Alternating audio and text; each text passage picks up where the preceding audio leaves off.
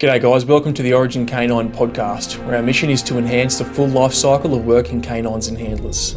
The podcast is now available on YouTube and all major podcast platforms. If you're looking for our Australian-made tactical canine equipment, go to origincanine.com. Enjoy the show.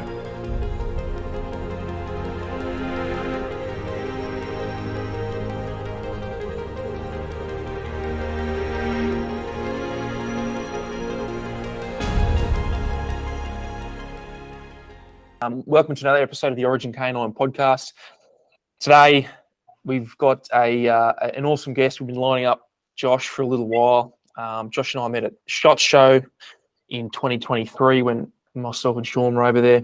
And so Josh is a former Canadian Army soldier, was an infantry soldier, went to the Canadian Special Operations Regiment, CSOR, and then 2013 did selection for JTF-2, which is the Tier 1 unit in Canada, commonly known as Canada. Josh, thanks for coming on and being being ethically patient while I unfucked this admin. No worries, man. I've been looking forward to this. It'll be a good chat. Yeah, sweet. Mate, anyway, that just for the people like watching, they're probably not even watching, they're probably just listening because there's no video because I fucked that up. But yep, likely. Yeah, we just literally spent 1 hour. Well, I spent 1 hour trying to upgrade my Google account, switching from Riverside to Google. Anyway, mate, long story short, let's rip into it, dude. So first things first, so you and I met at SHOT Show. I was running around with Sean. We were just looking at stuff, totally overwhelmed. Yeah. And we went to the stand that you were at, and the bloke that was there, I've forgotten his name now. Was it Rich? Yeah, I'm pretty sure it was Rich. Yeah, I think so, yeah. Yeah, good dude, real good entrepreneur sort of guy. Yep. And then he said, "Hey man, I got this guy Josh, ex-canine dude. You should come say g'day, show him the gear and whatever." And we just happened to sort of run into each other at the front of the Victos stand, I think it was. And then, mate, we only had a brief chat. Yeah, it was quick and dirty for sure. But I mean, like you can tell we're cut from the same cloth, so I think it came together pretty quickly. Yeah, 100%, man. Yeah. Worlds apart, but still so tight. Yeah, it's funny, man, because Sean and I were chatting after. We were just like, "Oh fuck, man, that was just like straight away. We're like one of the lads. That was easy. It wasn't, like sometimes you meet people and you don't quite gel, or you're not sure or whatever." Yeah. So we're pumped, man. I'm just some weird Canadian asshole who comes up to you. I think you were already wearing my hat, weren't you? And I was rocking your hat, exactly. Yeah. Sweet, man. Yeah. All right. So anyway, there's the context for people listening, and probably me blowing the cobwebs out for this convo. Mate, let's start at the beginning, dude. Tell me about you growing up in Canada, and then how that led you to joining the military, and especially if there's any dog stuff in your life early on. Yeah, quite honestly, besides just regular family dogs, like most people, I would say nothing really pushed me in that direction. It's really, kind of before you leave high school, you figure out kind of what you want to do, right? And for me, I really had no idea. I always thought going to the Army was kind of be what I was going to do. I had no idea what it was. I didn't, I wasn't super into it. I just thought, I'll go to the military. I thought 7 years in the military, that'll set me up to be a police officer, which is what I always wanted to be. I know, totally random. And then I thought, okay, I'll do my 7 years. I'll get some experience, some exposure, and then go be a police officer and give back to kind of the community. Kind of starting with that, I left for basic when I was, 19, did all that. Fortunately, I was able to, it was kind of the kickoff of the Afghanistan era back in, 2001, 2002 is kind of when everything started kicking off. 2003, I joined the military.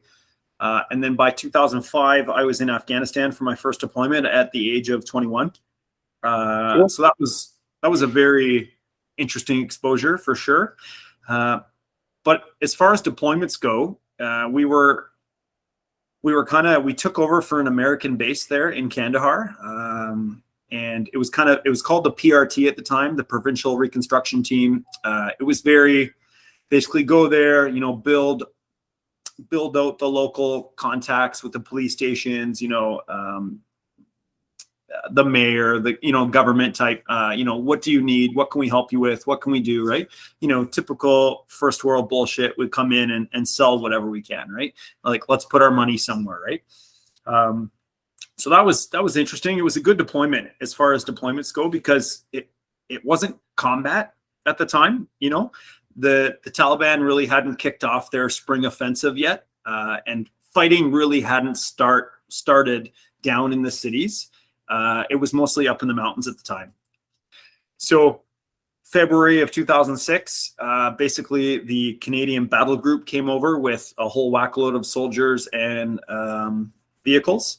That's when you started to see, suicide bombers, start to see attacks, and different things started to happen, perfectly in line with the spring offensive, which is pretty much what the Taliban were known for. They'd kick off in the spring because they'd use all the green vegetation to hide and do everything they need to do. So that kind of started that piece. I left that. They had talked about starting a Canadian Special Operations Regiment at the time, which I think is similar to your 2 commando unit. If like my understanding is correct. So we really didn't have anything at the time. We really had a small our special forces was kind of limited to Joint Task Force 2 at the time. And at the time I had no idea what that was or who they were. Didn't really care. I kind of wanted to try something else. I was single, 21, in shape. Let's go for it. So I went from there. I basically came home, had a short leave, post-deployment leave, and then went right on to kind of a course. Because it was kind of a new course at the time. There was kind of no selection. So selection was the course for the CSOR at the time. Basically, they needed to stand up this unit. So what they did was basically take all these people. So I think like 200 and something people started on this course, which was massive. And it was run by JTF-2 at the time, and some other reservists from the Hill. And basically they started to pare it down, it was kind of like built-in selection where they would just introduce stands and do things along the way. So you start to see people fall out as you go. Eventually, I think we graduated like 110 people out of the 250. And then out of that, because remember, in order to start a unit, you need certain positions filled, right? So after the first 3 years, by 2009, out of those 110 people that graduated, I'd say, maybe 60 or 70, remained, because they filled the position, filled the need, even though they weren't, kind of ready for that, and then just rotated them in and out. So that's kind of started that process. Luckily, this was right in the Afghan era, so I got to go overseas in 2005 to 2006, 07, 08, and 09, kind of back to back to back. Phenomenal experience. I would look back on my career and say Afghanistan was probably the most fun I ever had. And I know people are weird about that, and they might look at you and go like, what? Are you kidding me? Probably not most of my audience, man. I know. And that's why we're here, right? So yeah. It was, honestly, man, it was so much fun. I got introduced to so many different aspects of special operation warfare, to include, straight military tactics, to guerrilla warfare, to insurgency tactics. It was fantastic. I was lucky enough to, go on, over my career, I'd say, 100, kind of special operation missions, whether it be capture kill or, mobility, whatever it is. Great experiences. I took everything in stride, but again, I always thought that kind of my path was, let's do this, then let's go be a police officer, right? The special operation aspect was kind of, I didn't expect it. It kind of just happened. So I loved it. Before we jump into the next little part, I want to go like way, way, way back to so you said a couple of things early on. You said, so first of all, 7 years. What's with the 7? Man, yes. So It was going to be 2 3-year contracts. So it was going to be 6 years, but I got offered an extension, a 1-year extension to go overseas because they needed to fill a position that I was at the time. So I got offered that 1-year extension, and I had to sign a waiver in order to go back overseas in such a short time because they don't want to deploy you back to back to back, right? Which, now I'm kind of dealing with. But back then I was like, let's go, right? So that's kind of how that happened. Yeah.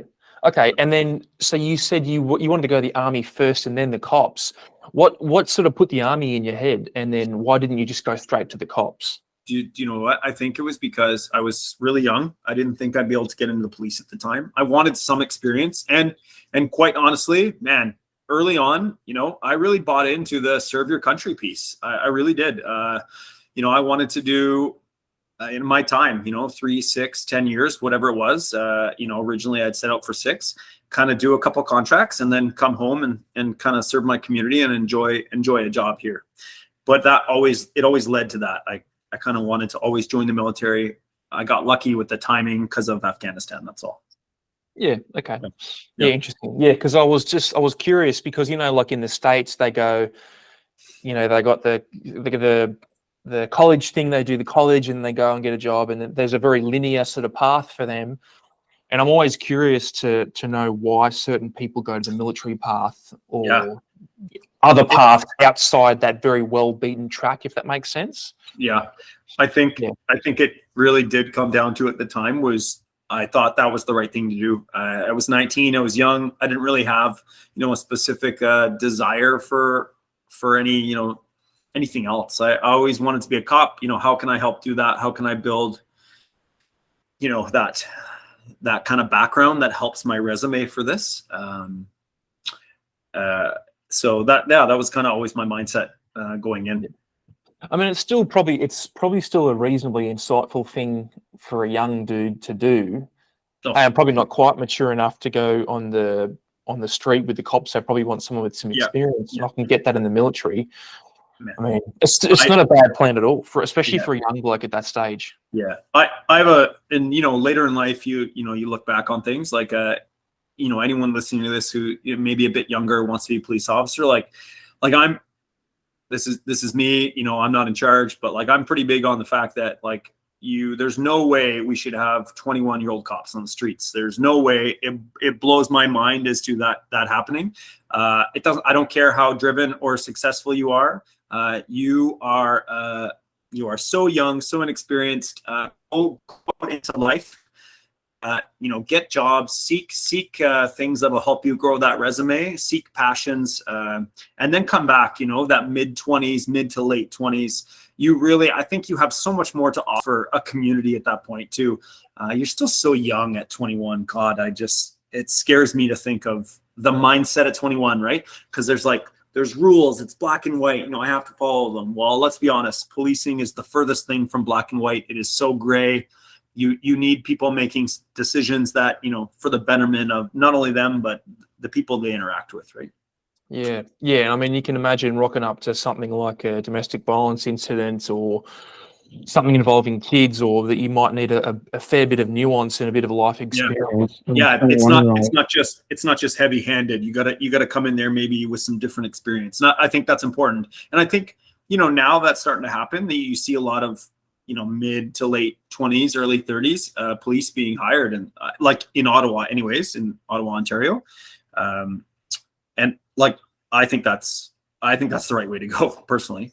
Yeah. Okay. Yeah. I think I'm with you there too, man. I think military is probably a little bit different in the sense that you do a lot of preparation, a lot of training, but with the cops, it's not like you don't get prepared, but you go straight into it. Day one. There's totally there's no war on. We're not waiting for 12 months before we deploy. It's like you're fucking there, Johnny on the spot. No, I totally agree. So take us through joining the. Whereabouts in Canada did you grow up, by the way? So I grew up just outside of Vancouver, BC, British Columbia. I grew up in a town of Abbotsford, Langley, Aldergrove area. It's kind of 45 minutes from Vancouver, closer to the United States border on the south. And Yeah, beautiful area, great weather, a lot of rain, but honestly, the best part, no winters. And the mountains in that area are like the scenery and things to do. It's world renowned. Like, Sydney's one of the most beautiful and sought after places to live in the world. Well, Vancouver is usually number one or number two with Sydney, right? Like it's really? Just one of those places. Yeah. It's just one of those places that, the amount of tourism it draws and, I mean, to live there, you need to be like a millionaire, but it's a beautiful, beautiful area. Yeah. That's why a lot of people have left Sydney and move up to where I am now on the Gold Coast. Yeah. Well, it's different life, right? And the Gold Coast, man, I gotta, you know what? We're gonna go into this now. So, so this is great. This is great. So my first tour in 2005, 2006. I don't know about you guys, but when we're overseas, we get like some leave, right? So basically, this is pretty nice about Canada. They actually send us away. They'll either pay for us to go back home, or you can go to a third party location and spend some time, right? It's called HLTA. Like home leave travel assistance or something like that. We used to call it ROCL or something, I think. Yeah. Return on something leave, I don't know. Yeah. So I'm 21. You think I'm going back home on my first deployment? Like, not a chance. Not a chance. So a buddy of mine and I went to two places. We went to Thailand, obviously, and as you do, right? And that's a whole separate podcast. And Australia. So this was my first time in Australia, and honestly, it's my only time. And my wife and I are really hoping to make it back out there. She was actually born in Australia. Really? Which is wild. Yeah, her mother was in the Foreign Service for Canada, worked for the government. So she actually has she was born there. So that's awesome. This will be good. So we went to Australia. We started in Sydney. We landed in Sydney. We rented an RV, okay, like a camper, paid for. Thank you, Canadian government. So we went to Bondi. Is it Bondi Beach? Is that what it's called? That's where I grew up. Yeah, exactly. It's so beautiful, man. So we spent a couple days there. I think we had 6 days in Australia total. It was fantastic. So we're driving the first time we're ever driving on the other side of the road. Yeah. Well, it's not the other side. It's it's the main side. Debatable. So we're 21, barely 22, driving on the opposite side and in an RV, in like a 22-foot RV or whatever it is. So that was interesting in its own regards. But roundabouts were definitely a challenge at the time. Yeah. But we made it. And anyways, we end up, the best part about this is we end up meeting this retired Army sergeant from the Australian military in a bar, of course, as you do. And man, couldn't be more like polite. This was around Christmas time too. This was about 6 days from Christmas. Okay. This was one of my first times away from Christmas, so my family was kind of like, oh, this is different for us, missing me and stuff. And man, we met this guy, and his family lives halfway up to the Gold Coast. Not quite. I can't remember the exact city, but it's on the way along what's the highway that goes up towards the Gold Coast? Bruce Highway, I think. Okay, yeah. So we took that in the old RV, and we followed this guy home, and he was going to his family, like his sister with his two nieces and a nephew and her husband. Man, he invited us. He talked to them. They said it was great. So we joined them for Christmas, plus 40 Christmas in Australia, which is a definite change for us, let me tell you. Yeah. Yeah, exactly. I'm jealous, by the way. So we joined them, and man, this is why I always say Australia and Canada are very similar in that regards. Just the level of, I don't know, kindness you meet from people, right? At least back then, anyways. It was really nice, man. Honestly, we met this family with open arms. They were fantastic. We're just two young Canadian dudes coming back from Afghanistan. We still had another 3 months to go on the other end. And this family took us in. I remember my mom and the mom of the like the family we stayed with, like FaceTiming and like crying, like on this thing. Like it was crazy, man. Like it was really cool. Like we parked the RV kind of outside their house and just stayed there, and we had dinner with them, did everything with them, had Christmas morning with them. Like it was pretty incredible, man. It's something I'll always remember for the rest of my life, like that kind of interaction. So I kept in touch with the family for a long time afterwards too. Awesome. I kind of got off Facebook for a long time, and I'm still off it. And I find that's where I kept in contact with their kids, the 3 kids there, which was kind of cool. So, I'd love to look them up one day and see, how they're doing as well. I think it's pretty neat. What's the guy's name that you met in the bar? Fuck, man. Zero chance I remember. Yeah, I'd love to figure that out again too. Yeah. Oh, mate, if anyone's listening or watching, and if you know an old retired army sergeant, it probably lives around there. So long ago, yeah. Yeah, you know what? I could find his nieces, the 2, they were twin daughters. They were quite active on Facebook, and it wouldn't take much to kind of find kind of who that was, or it'd be interesting. Yeah. Okay. I'll have to look that up. Yeah. Well, mate, you sorry for that have Australian detour, but that was amazing, man. Like that was one of the cool experiences for sure. Yeah. No, that's sick, man. You definitely got to come back, mate. And I was just thinking before when you were talking about Vancouver, I was like, because I'm going back to the States in September. I was like, whereabouts? Well, going to, I'm pretty sure it's Indiana. Okay. Are you going to MUTC, like the training center there? Yeah, the Muscatatuck, whatever it's called. Love it. Man, have you ever been there? No. Unreal. I've been there probably 3-4 times. Absolute insane training center. Very well put together. Like you can't say enough good things about it. For military, police, search and rescue, all of it. Yeah. There's a guy I interviewed on here. I'm pretty sure he was talking about it. And you can like flood the village and stuff. And there's... Yeah. Awesome. No, really what are you doing? What are you going there for?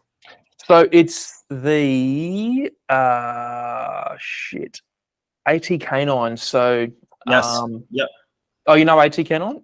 I've heard of them. Yep. Yeah. So I think it's only a recent sort of thing that's only started the last like 2 or 3 years. When in September is this? Oh man, it's like I think it's late September. Fuck. 20 something. Yeah. I'm going. My wife and I are going on our honeymoon to France in mid to late September. So, otherwise, I would totally take you up on that. I'd go down and meet you. Yeah. Yeah. Well, I'm even thinking of now because I've got a bit of free time. So my aim is to go to the conference, and then just drive around after that, and go to the different departments of all the people that I meet. Yeah. So I mean, I can do whatever I want because I'm an adult, so I can probably go up. Are you still in Vancouver? No, I'm in Ottawa. Yeah. Which is where? Which is like so central Canada. If you everyone always knows, I feel like where Toronto is. So it's like 4 hours north of Toronto. Anyways, it's basically center of the Canada, and it's the Eastern United States border. It's kind of straight up from there. Gotcha. Okay. Yeah, sweet. Well, maybe a Canada trip's on the cards in the future. Yeah. Oh man, absolutely. Yeah. I got a call from Vancouver Police Department to go do some canine integration with them in 2024. So that could be a trip you can come up with, and then we could do that. Yeah, mate. And because I'm thinking of going back every single year. Because it's such a huge market over there, and they take their dogs so seriously, man. I hate it, dude. Yeah. No, agreed. Yeah. Well, mate, let's get back to you. Back to you, Josh. So where were we here? Yeah, so you've talking about your first trip, and then you've done your Rockall or whatever your leave thing was called in Australia. Yeah. Yep. What was that actual trip like as a soldier, regardless of how much action there was or no action? Yeah. So that one specifically, I'd say if you're looking in terms of like progressional kind of introduction into say combat, it was really good in terms of, you got to learn a lot about, how to everything from, different kit, things you need, things you don't need, what to look for in threats, non-threats. Like it was a really good interaction. It wasn't just kind of thrown into straight combat. So it was really good. I learned a lot on that trip, how to interact with people of different cultures. Some people were just fantastic. I met a lot of great people, a lot of different countries. I interacted with, the States and UK, Australia. So like it was good. It was from a first tour, it was very lucky. It wasn't baptism by fire. Yeah. Yeah. And then from there, that's when kind of like it started in succession with CSOR, finishing up that course, training, kind of working with the Hill, figuring out what exactly is CSOR, what is the role, is it its own unit, is it a subsidiary of JTF-2, what's the point of it, where's the focus of operations. That really took a while to define in this country, and honestly, I'm not entirely sure it's clearly defined at this point. I'd say now it's pretty set, but that took a long time to figure out because anything they can do, we can do. Well, sorry. Now that I've seen both cards, not a chance. So, and that's not a shot at anyone or anything. That's just my respect for the selection process. That is JTF-2. Yeah. Matt, there's a lot of parallels I'm making here between 2 Commando and our SASR in terms of like the sort of time frame and the progression of the unit. Yeah. Things like identity and whatnot. Because we don't use the tier system in Australia, for example. Okay. And I look, strictly speaking, in terms of like projection and our government's appetite for those type of operations, I just don't think we would fit the strict definition personally. Yeah. Skills wise and equipment wise and whatnot, I think our dudes in both units are fucking amazing. Yeah. But I don't think the surrounding ecosystem, so to speak, is going to be that permissive. Yeah. But anyway, it's interesting the way you describe it. It's very there's a lot of parallels between when my unit first started versus Special Air Service Regiment, which is the much older unit. Yeah. Yeah. I mean, everything like the first Special Service Force in World War II, the UK, US and Canada, like that was a big thing, right? But I mean, the SAS from the UK is like, they really set the standard for, for SOF kind of moving forward, right? It's kind of as we know it today, right? And I've been so fortunate, man. I fucking love meeting all the Five Eyes guys. Like I've met some of the UK SAS guys that I've met, man, just complete savages. Like I loved every minute of it. I'm fortunate enough to go on operation with them multiple times. Fantastic dudes. I met a couple of great canine guys that I got to work with overseas. Just great people, honestly. I haven't met as many CSOR as, you know what I mean? I would say mostly I worked with the 2 Commando at the time, 2 Commando, like working that piece. Just because my time with them was more when I was with CSOR, so that was kind of our cross. Yeah, and I never met a ton of SASR guys, but I met a couple, and actually I got a coin from one of them on my wall. I'll show it to you after. Cool. I just been so fortunate, man. Worked with the SEALs, like Team 6, Debgru, and KEG. A lot of just very fortunate to work with, man. There's no matter where you are in the pecking order, regardless of where you see yourself, both in a unit and then also as an individual. And the one thing I love about this kind of the community is it's so humbling that no matter who you are or where you think you are, there's always someone better than you. And I love that. I love that because it forces you to be better or at least try harder, right? Some people are going to be naturally faster, quicker, different things, but just the intelligence of some of the people that I've gotten to meet is just, I'm stunned. It's very humbling, and I've thoroughly enjoyed my time. Throughout the Five Eyes. I'm just going to plug this in real quick so it doesn't die. Yeah, bro. Do you think?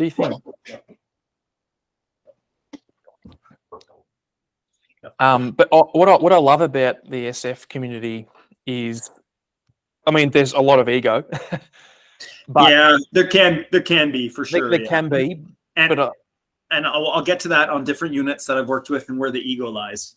okay, This is a tell-all, and I'm gonna fucking tell all. yeah, no, you do your thing, mate. You do your thing.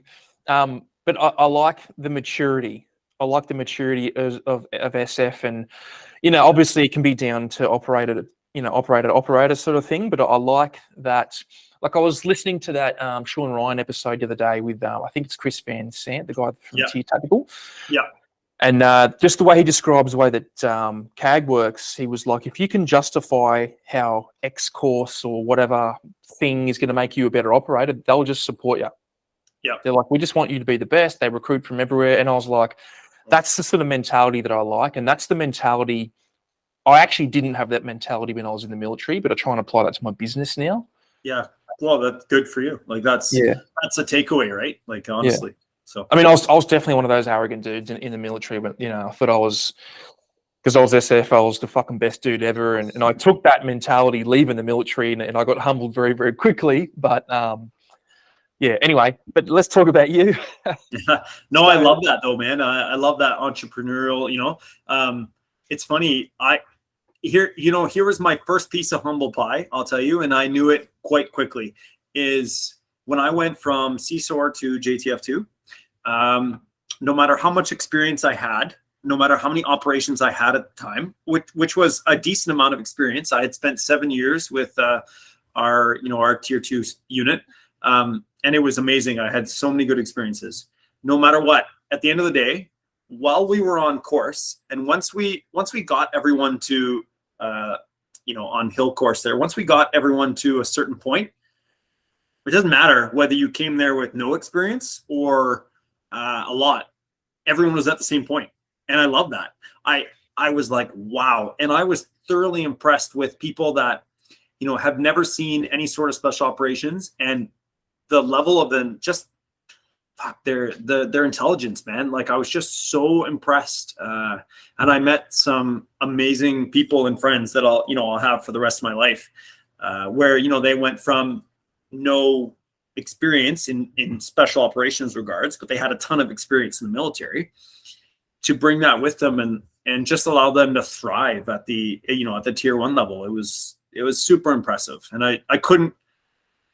That really was like wow. That was like a wow moment, and I just respected that kind of moving forward. Yeah, because that's all like, and because I want to get to the JDF selection process, and I know there's not a lot you can say about it, but I think that's probably one of the biggest differentiators between certain units is that selection process and who you're actually looking for. Yeah. At least in my experience, like talking to people and sort of, cross-pollinating ideas, and most of that's been done post-military for me. So, yeah, that's fair. But what's the selection process for the Special Operations Regiment?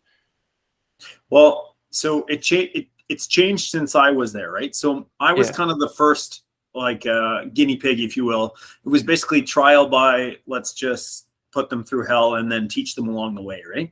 Whereas now it's a thoroughly vetted process in which they, I think they're a trade now. So basically, I think it's like a 2-week process. You go there, there's all sorts of admin as well as, the physical piece, right? And apparently it's a pretty good beasting session now, which is fantastic, especially based on their kind of slice of the pie as to what they focus and are good at. And it's impressive. I've gotten to work with those guys years after I left, and work with them in different deployment situations like Iraq. And man, they are killing it. They are super professional, equipped, big dudes. They total have that SF look, I'll be honest with you. And I was impressed. It's funny. I see the split in the looks, that classic look. But great dudes, super professional, got the job done, and just had that warrior mentality. And I loved every minute of it working with them. Yeah. I was fortunate to work with them because I was K9 at the time, so I was able to kind of I cross-pollinated and worked with everyone, which was, man, again, so lucky because it afforded me a lot of K9 operational experience that I never would have got. Yeah. So what was that learning process like for you? And were you, by the time you got to your first deployment with CSOR, were you ready, or was it a little bit bastardized? Was it sort of like No, throw some stuff and see what sticks? it was bastardized, yeah. And what I'll say that is, so we finished in like this, I think August of 06 is when I kind of like graduated and got to the regiment. They were still, we did at the time, I mean, up until I left, we still didn't even have permanent accommodations, basically equipment and what. Oh yeah, Canada doesn't spend much money, man. So we were kind of all around a base. Like we were based out of Petawawa, Ontario, and we're kind of living out of different areas. So it was an interesting experience. But it was, once we got to deployment, which was pretty much for me the following year, which was awesome. We did a lot of work with our tier 1 unit at the time, and they kind of helped us along, right? There was a lot of mentoring, a lot of teaching, especially when it came to decision making, close quarter combat, all that kind of stuff. The things you think a tier 1 unit is good at, like they try to mentor that in that regards. So that was good. All right. And what's that like, being the tier 2 unit, being mentored by the tier 1? I mean, is there a bit of animosity there in that sense, or is it like, oh, we're the second best, they're the best? What's the mentality wise? Oh, there was for sure. There was animosity for sure. I think it came from both sides, to be honest with you. You have to remember, like from a tier 2 perspective, like it's a lot of young guys, right? That kind of came in. So you have guys coming in like, oh yeah, we did this, we did that, we're working hard. But then you look at it from the tier 1 perspective, and they're like, well, who the fuck are you? What have you done? We just started this. We haven't even really vetted you. You know what I mean? Like it was kind of like a lot of this, but clear roles weren't defined yet, right? So that's why I think a lot of that animosity stemmed from, I'll be honest with you, because they were teaching us so many things that maybe from a definition standpoint now wouldn't be as taught. Does that make sense? Yeah, I know what you mean. Yeah. But they, they did a good job. Yeah, you run into personalities everywhere, man. They happen on both sides. I won't, for a second, I won't, tell people that it was only one side or the other. It was both. It's everywhere. It's in government. It's in military. It's in police. You know what I mean? Like personalities and egos are what they are. But along the way, you meet some really amazing people that are just really good at their job. And I met a lot of guys from both sides that are just fantastic. So yeah. And when you finish the CSOR training, what's the, like SAS, you get your sandy beret, 2 Commando, you get your green beret. What's the thing that you get when you finish CSOR training? Yeah, so it was pretty cool, like, because remember, this was the first time, so they hadn't really, again, solidified everything, right? So for us, I remember it was, I think, August 13th, 2006. It's a pretty good memory for someone with a brain injury. And I want to say, we had been we were broken down into different teams, and we had been on a special reconnaissance mission at the time, just doing training. And basically we had all been given a different grid to meet up at. And it was at like the peak of a mountain. And what was pretty cool was they timed it so that sunrise was coming up at that time, first light. And man, they had bagpipes up there piping us in as we crested the mountain. Man, it was pretty cool. Once you got to the top, it was like, ditch kit, like, cause we were carrying like, 80 to 100-pound rucksacks. You ditch that and you get up there, and it was kind of like, a more relaxed atmosphere for sure. And then they gave us each, our tan berets. Oh, okay. All right. Yeah. So you got the tan ones. Yeah. Nice. Yeah. It was cool. Cause, the tan is like the command color for us. So. Yeah. Well, what about JTF-2? What's their headdress? Well, their thing? So honestly, a hat. Like it's technically, I think, if you're in, say, proper uniform, like, then I would say a tan beret. But quite honestly, 99% of the time, you're never in, a beret. it's you're in training, training or operational mode, which is either a helmet or a backwards ball cap. Yeah. Yeah. And how it should be. What's that? How it should be. Yeah, exactly. No, it's good. Yeah. And that was kind of my right. So, bring it back to the wanting to go police. So in 2010, after I had finished another deployment with that 1 year waiver to go back overseas, I had okay, that's it. I'll come home. My contract ends in May of 2010. I thought, okay, I'm done, right? I can go, I finished my 4 tours in Afghanistan. I thought that was great. And then I applied for the RCMP in Canada, our national police. And right as I finished kind of phase 1 of that training, I wrote the test, did all that. And then I was waiting for an interview process. And that's when in 2010, when the government fell and they basically froze federal hiring processes every time there's an election. So I was kind of in the wings like, oh, what do I do now? Right. So. Sorry, when you say the government fell, what do you mean? Yeah. So basically they kind of like it's not overthrown. Like basically the government, they went into an election period is what it was. So basically it triggered an election, right? So we kind of like, oh, what now? And honestly, man, I missed it. I missed the process quite a lot. So I was like, oh, well, I'll just go right back. So they hired me right back. And, I was only out for less than a year, 10 months, 12 months tops. And I went right back to Petawawa because I lived in Vancouver for that year, just outside of Vancouver, and crazy. So I went right back in, and then I deployed to Africa in 2013 right away. So sweet. Yeah.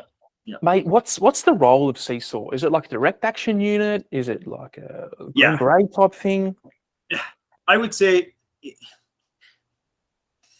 if I had to make my own assessment, seeing both sides, I'd say it's Green Beret light in terms of Green Berets get a lot of specific training for different things, right? That makes them that kind of like full unit.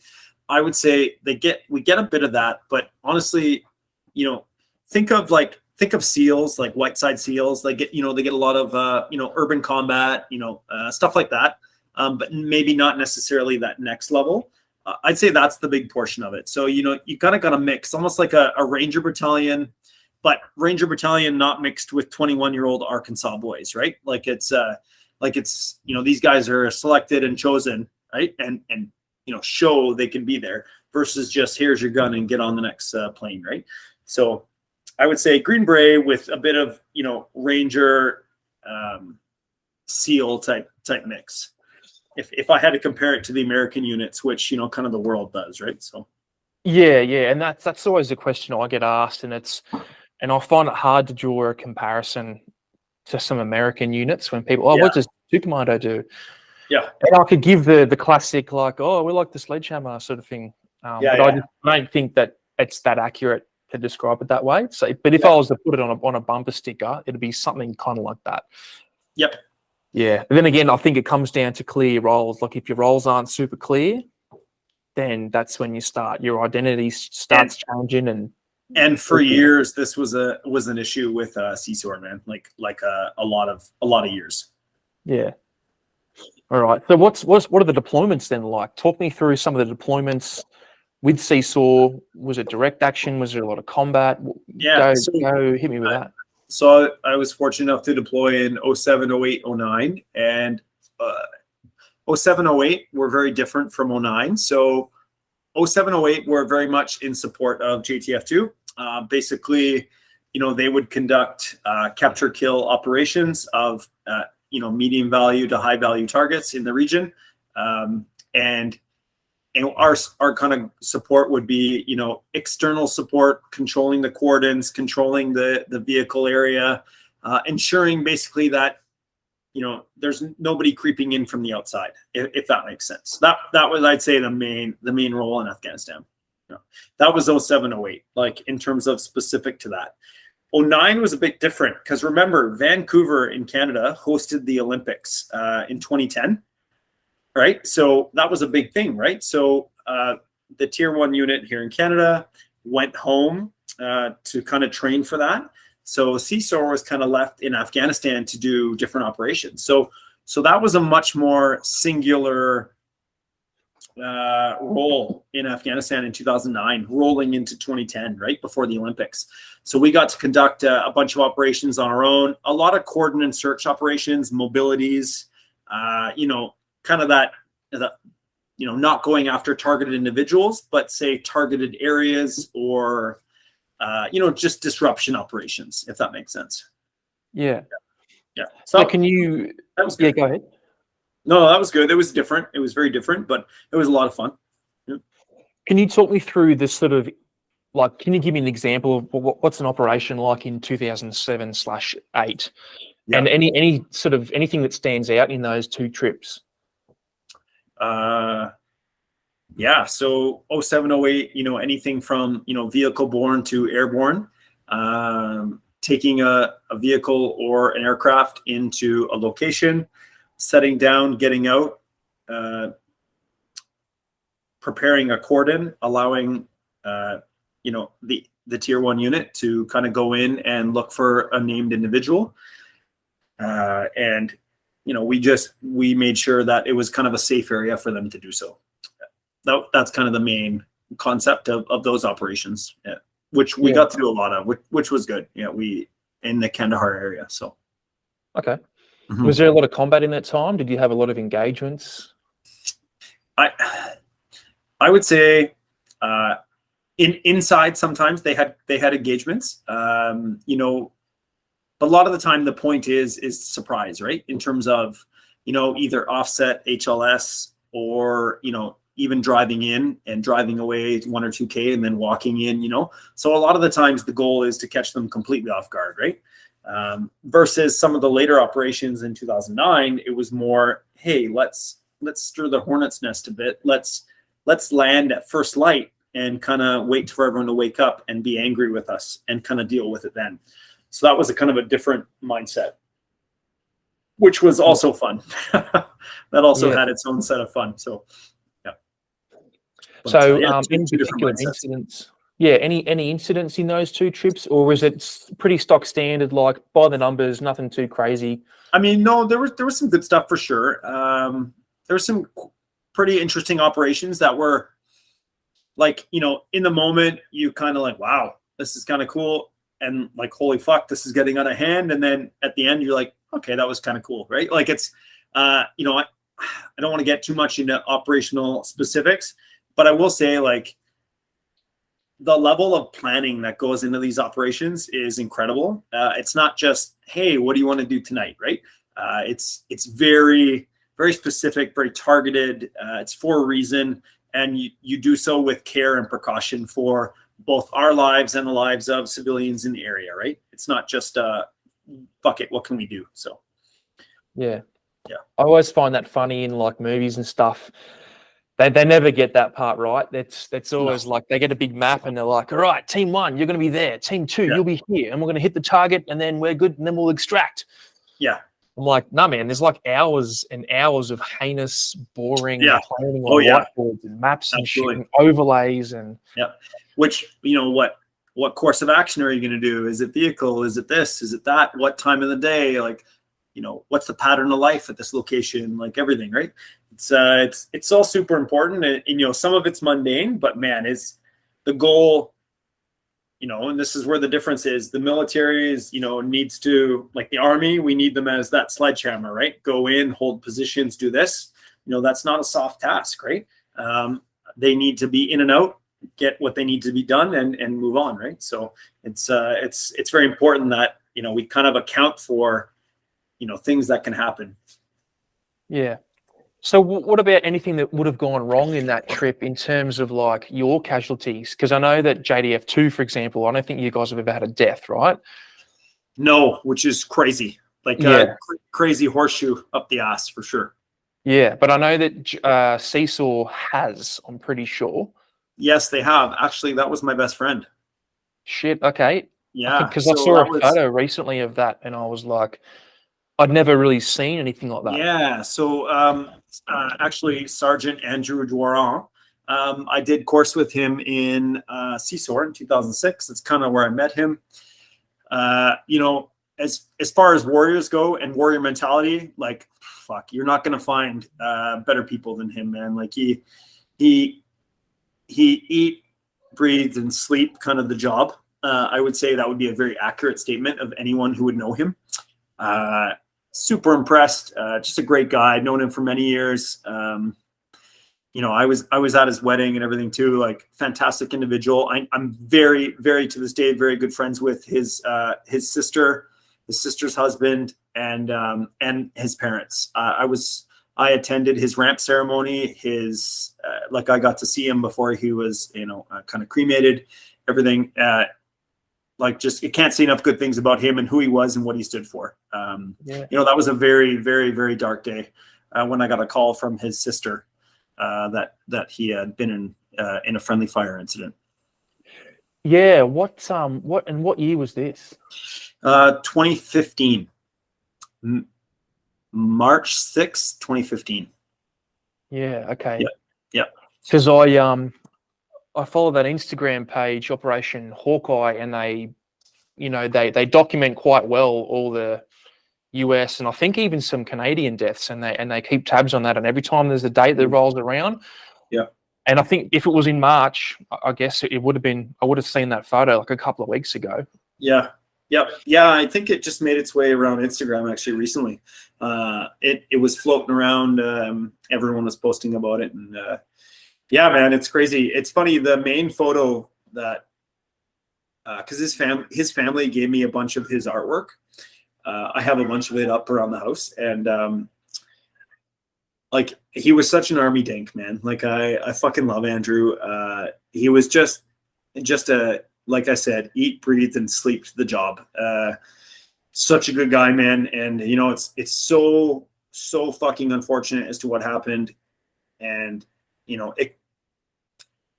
a lot of other lives could have been lost that day. In fact, it's very fortunate that at least 2 to 3 other individuals didn't pass as well. And thanks to some of the individuals on the ground there, they saved their lives, right? Where my understanding of the incident, both from first account and third account, is there was no chance for Andrew, unfortunately. Just where he was hit. It happened quickly, thankfully, as thankful as you can be about something like that. Yeah. But man, just a warrior through and through. Fuck yeah. He's always in my mind, honestly.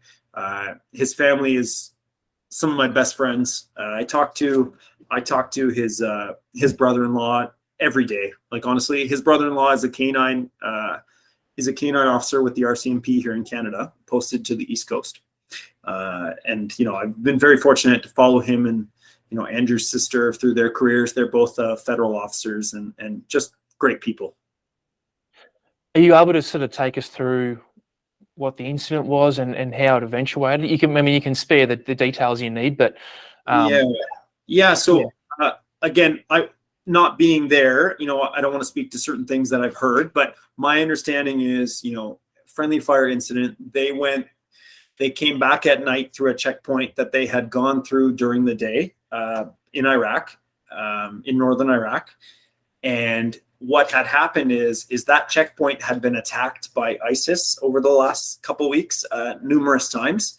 So the guys were all on edge, right? My understanding is that when they rolled up, it just, at that point, fire kind of opened up, and Andrew was hit, unfortunately. I really don't, knowing Andrew, I got to tell you, knowing how he plans things, knowing how he does, conducts himself, there's no way that, he wouldn't have done everything properly and necessary in order to ensure that the likelihood of just rolling up on some randoms in the middle of the night wouldn't have been expected. I'll be honest with you. So I completely chalk this up to, them just not, they're not hardened warriors. Some of them are cooks, some of them are this, they're all on the line, right? From Kurdistan to Iraq. And at the end of the day, if they get spooked, they open fire. As soon as one guy opens fire, shooting's contagious, right? it kind of happens that way. Like, what are you shooting at? I don't know. All right, I'm going to shoot too, right? It's really unfortunate, but that's kind of my understanding of how that happened. And then finally, when they did kind of calm everything down, obviously they got the medical bird in, and they ended up saving 2 other people's lives that, probably should have died as well. Like, they stopped massive bleeds from them as well and saved their lives. So it was the locals that were manning the checkpoint? Yes. Yeah, it was. Yeah. Yeah. Okay. Very, very unfortunate, man. Green on blue, right? So super. Yeah. And that's like, I don't think some people fully appreciate that that's always a constant threat. Oh man. When you're moving around those sort of areas. So scary, right? Like, well, think of Afghanistan. Think of all the times the Taliban had infiltrated the ANA or ANP, and they'd be on the line with U.S. instructors and then just turn around and start shooting as many as they can, right? They would get killed in the time frame, but they would kill 1, 2, 3 people at a time too, right? It's super sad, man. There's almost nothing you can do about it, right? You can't have your pistol out and at the ready 24/7, right? So you kind of have to put your trust in the system, and it's just not always that safe, right? Yeah, because we had an incident like that, and that was my first trip. We had a pretty big green on blue. So yeah, it's like way more common, whether it actually happens or not, but the actual threat and the presence of that threat is very common. Even if it's not the insider stuff, it's just like, oh fuck, we're coming to a checkpoint or we're moving around in the dark. Yeah. Oh, think about it. Nighttime checkpoints, right? Think how fucking scared those guys must be, man. And you're rolling up in like blacked out armored vehicles. Like, fuck, put yourself in their shoes, man. I'd be pretty fucking sketched out too, especially as I'm hearing about my friends getting attacked at different checkpoints. Like, at that point, your safety's off. You're ready to roll at that point, right? Like, it's, you're kind of playing with fire, right? So it's sad. Yeah. And a lot of it comes down from the threat picture too. So like, especially in Iraq, like there's big vehicle bombs and stuff. Like, fuck, man, I remember some of those vehicle bombs, we were nowhere near them. Like, I mean, we were nowhere near them. They were like yonder, and we'd hear them go off, and like, you'd almost feel the ground shake. You're like, no fucking way am I letting that thing get anywhere near me. No, it's scary, man. Some of those VBIDs are scary as fuck. Yeah. I can jump ahead to some of those things in Iraq in my first tour there, with the JTF-2 when I was kind of there. But they some of those, there was one bomb in particular where it sent shakes down to my core. Like, I was like, holy fuck. Like, and people just lost their life, right? Like you hear it and people are dead, right? So, super sad. Yeah, man. Yeah. Well, mate, let's go. I want to wrap up that 2009 trip, and then I want to get into your JTF-2 stuff. Yep. So you've obviously had a political shift, and that's a big contributor to how the war efforts run. Yeah. Talk me through the sort of stuff that you were doing in 2009, and then are there any sort of incidents you want to run me through, like some standout engagements, anything like that? Yeah, there were some interesting ones. In 2009, we were doing a mobility operation around the kind of southeast of Afghanistan, kind of the mountains with Pakistan, and as we were getting close, I guess we got a little too close, and Pakistan wasn't thoroughly impressed with that. So you're like, oh, we're very close to the border now. Man, honestly, you want to know how they let us know? They let out about a 200 round burst of machine gun fire out the front of our convoy. We were all in unarmored Humvees at the time, rolling through kind of the mobility area, right? Like in the desert. And man, it was a burst in the machine guns. Our snipers were like, oh shit, we kind of need to stop now. We were still like a couple kilometers from the border, right? And they were supposed to be made aware of our where we were going. Supposed to, yeah. So that worked out well. And they kind of just let off a burst saying, "Hey, we see you," right? And then from there, they started letting off RPGs, like but it was in the air, like airburst, to kind of like, hey, we see you, right? Man, we were like, whoa, what the fuck? So we pulled back. We started the process, letting know, through our chain of command and everything. And that, I just remember that being such a thing. Like, I think people in Canada at the time were, some of our high levels of government were being woken up and being like, okay, we need to get onto the phone with the Pakistanis and kind of talk to them and let them know, like, no, don't. So that was interesting because we were worried that, fighter jets were the next thing to come. So yeah, so that was a interesting takeaway from 2009. Another one that I'll never forget. Honestly, super humbling, super happy to have this happen. I use an example, video games, right? Like Call of Duty, Modern Warfare 2, all those games, right? And I mean, a lot of that is based off, different experience and exposure, right?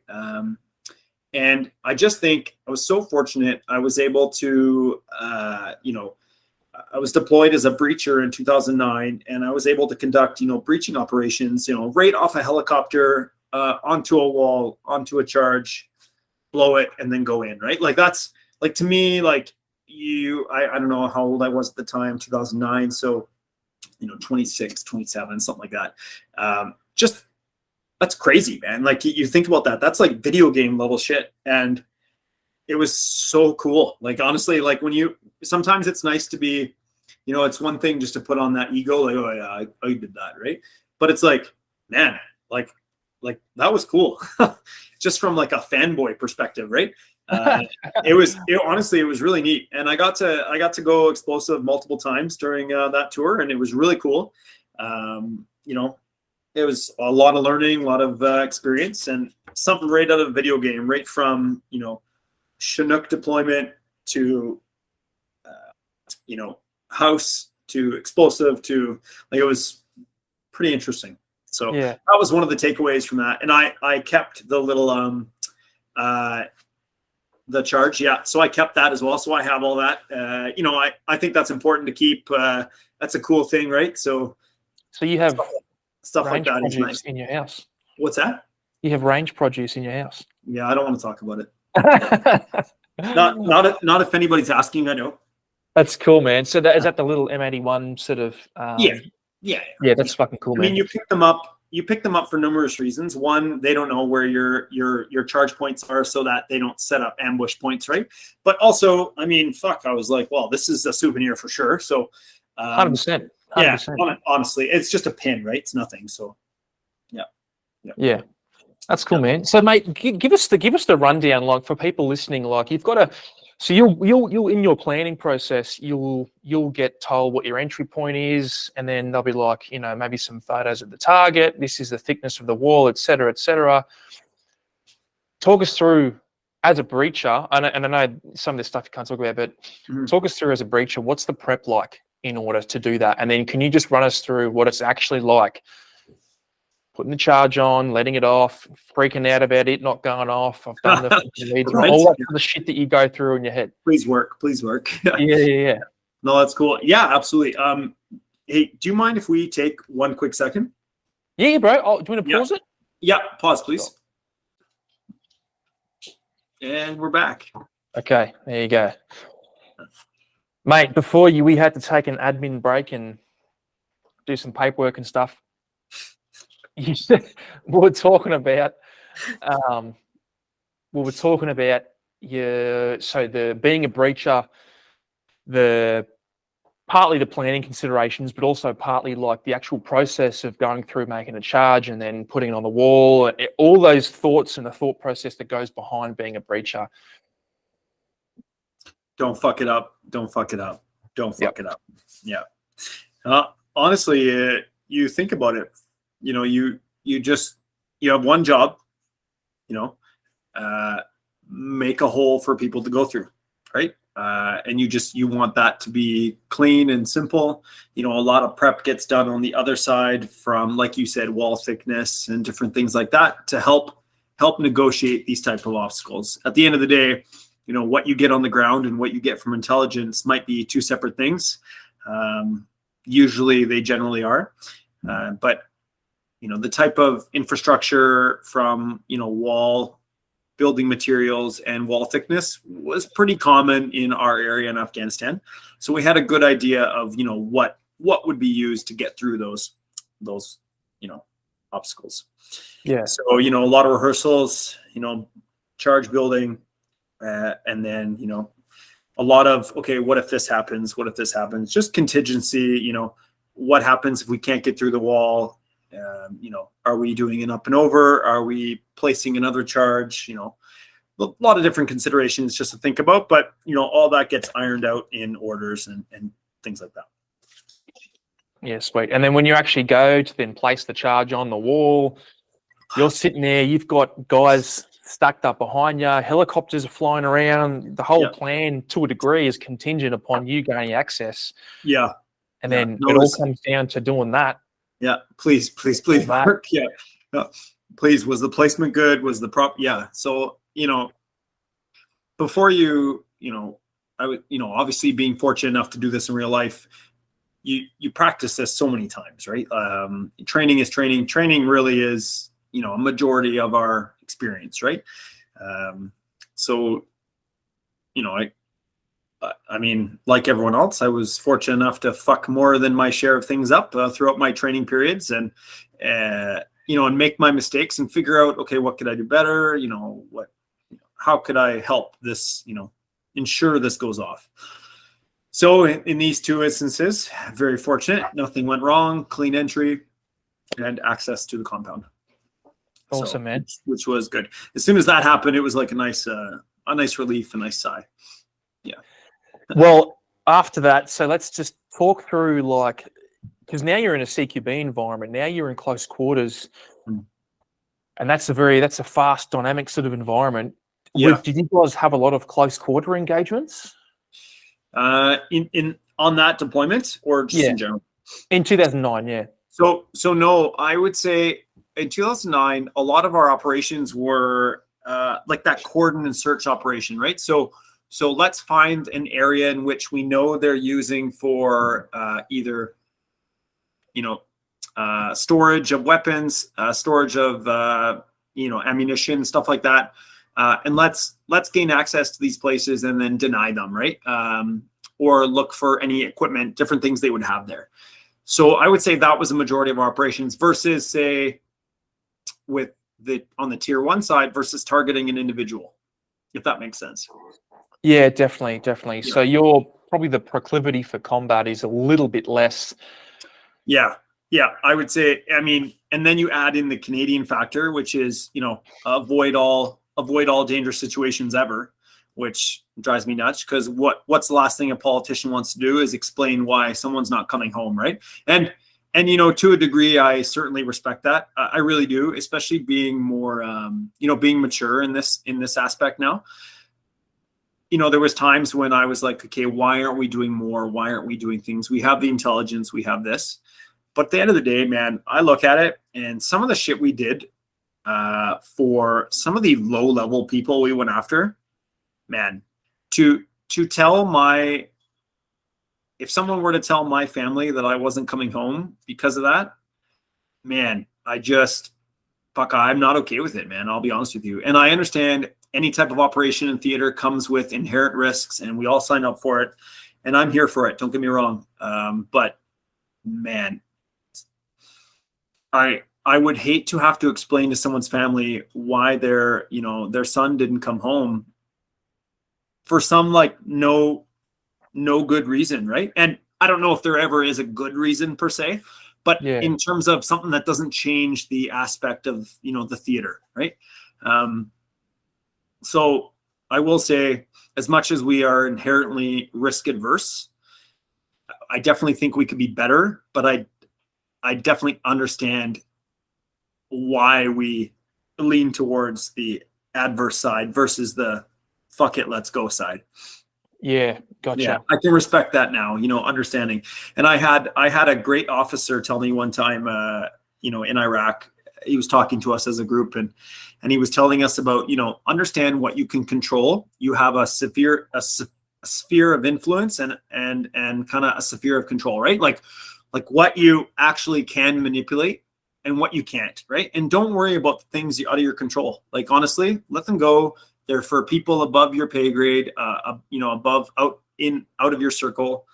Let them figure that out. It's not for you. Worry about what you can control. And I really, man, I took a lot away from that, and it really changed the way I approach what we can accomplish in theater. It helped me a lot, to be honest with you. Yeah, and that's like, even for an officer, that's pretty insightful, mature thing to say too, because at least in my experience, an officer would never like admit that, if that makes sense. Yeah. They'd sort of be like, well, boss's orders, sort of thing, and like, it is what it is. One thing I found particularly interesting, and I don't know how it is with the SASR, but with the SAS, their officers seem kind of frowned upon there. Like, in terms of, they kind of just, hey, fucker, get in the back and carry some tools. Man, that is the complete opposite in our kind of warfare. Our officers are vetted. They go through selection. They go through another level of selection that we don't even go through. They're like they're officers at the end of the day, and we like to razz them and do their things, but man, they're fucking warriors too. And, props to them. They go through a lot to get to a position which they might not even get to do a majority of what they want to do. All of them deep down want to do the down and in stuff, right? But, they get tasked with a lot of the up and out, right? It's impressive. I'm impressed with the way we employ our officers comparatively to what I saw with the UK. Yeah, I think and I think it's probably this similar in Australia. We've got a big disparity between the ORs and the officers. Okay. I think in particular the Brits. What's the OR? Other ranks, like enlisted. Yep. Yeah, and I think that for the Brits, I think that's particularly pronounced. So I imagine once you get into a specialist unit like Special Air Service, then it's probably sort of compounded even more, and they're like, okay, we're the specialist guys. You're just the fucking sandbag passenger, sit in the back sort of mentality. Yeah, and that might come from a place of what's the word I'm after? Not apathy, but like a place of like getting them back, so to speak, for all the regular army mentality that most of those guys probably would carry over from the units. Yeah. No, it was interesting. Really getting involved with the UK SAS and kind of seeing it the way they do things, and man, fucking love those dudes. Like, I love them. Like, honestly, I really worked with a lot of UK and US, right? Was kind of my main who I worked with. Man, I love the UK dudes. Like, they're cut from a different cloth, man. They are just savages, and I love it. They're warriors. I love them. I love and respect the history of the SAS. I just instantly, regardless of, SASR, the New Zealand, the UK, as soon as somebody tells you, like, you don't know who they are, whether they're peacocking or what, as soon as they say, oh, I'm here, it's instantly like, a little bit of brotherhood, right? And I love that. I love that aspect of it. They treated me like gold when I did some things with them, and we did the same with them. Just fantastic people. I found, this is my opinion, I found that the UK guys were more in line with Canadian values than the US guys. Although I did get to work with the SEALs quite a bit, Team 6, fantastic people, honestly. Big difference between them and CAG. Big difference, just in personalities, man. And maybe that's through their own upbringing and training, but both are warriors, both are mega warriors, and I got nothing but brotherly love for both of them. But I did notice a major difference in personality. Let's hit on that now, because we'll get to your JTF-2 stuff in a second, but let's hit on that now, because I've noticed the same thing, right? Both very epic units, and I've seen and spoken to a lot more dev group dudes than I have from the CAG side of the house. Okay. But I've noticed a big difference between the two units in terms of culture and personality. So, like, give me your take. I want to hear yours.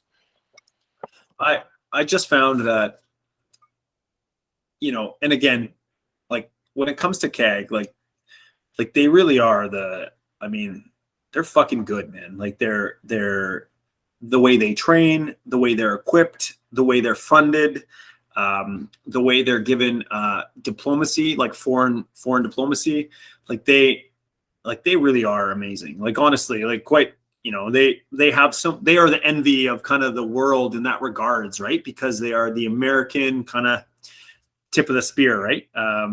They really get to do things that maybe not even us in these positions around the world are privy to, right? It's pretty, and I have a lot of respect for that. But with that, like you said, egos come everywhere. And I had noticed, and again, it was different people, different squadrons, but I definitely did notice an ego with that unit, or individuals with that unit, I should say, because at the end of the day, they are warriors, brothers, and fucking they crush it. Like I love them. Yeah. You don't just walk in Team 6 and be like, yeah. Exactly. Yeah. But I did notice like sorry, Dev Group, not Team 6. Yeah. But I did notice more of a welcoming atmosphere with the Dev Group guys, and they just seem a little more. But you know what? That might have been just who I was associated with then versus who knows? That's why like I hold no ill will. Those guys were awesome. Like I met some amazing dudes, and they're fucking warriors, and I love it. So yeah, awesome, man. Yeah. All right. Well, then, so let's go through applying for, or rather, what made you make the decision to go from CSOR over to JTF-2? Man, that's, you know what? I wish I had an answer for you. So I'll be honest with you. I didn't really know anything about JTF-2. I went to CSOR not knowing anything about CSOR. I just joined. I started to work with the Hill a bit, but really, when it comes to the cloud, the mystique, like the cloud of kind of what it is, what they do, their culture, we had no idea, man. I'll be honest with you, no idea. I deployed with them numerous operations, and I couldn't tell you their culture, their everything that kind of went into the building of them individual and then as unit. I still didn't know. Part of that's because I was young and didn't really look for it, but at the same time, like they kind of did a really good job at masking that, if that makes sense. To be honest, it was a disappointment in my the way we were treated at CSOR. It seemed to be very much in the military, rank is important, right? There's rank for things. It kind of follows that system.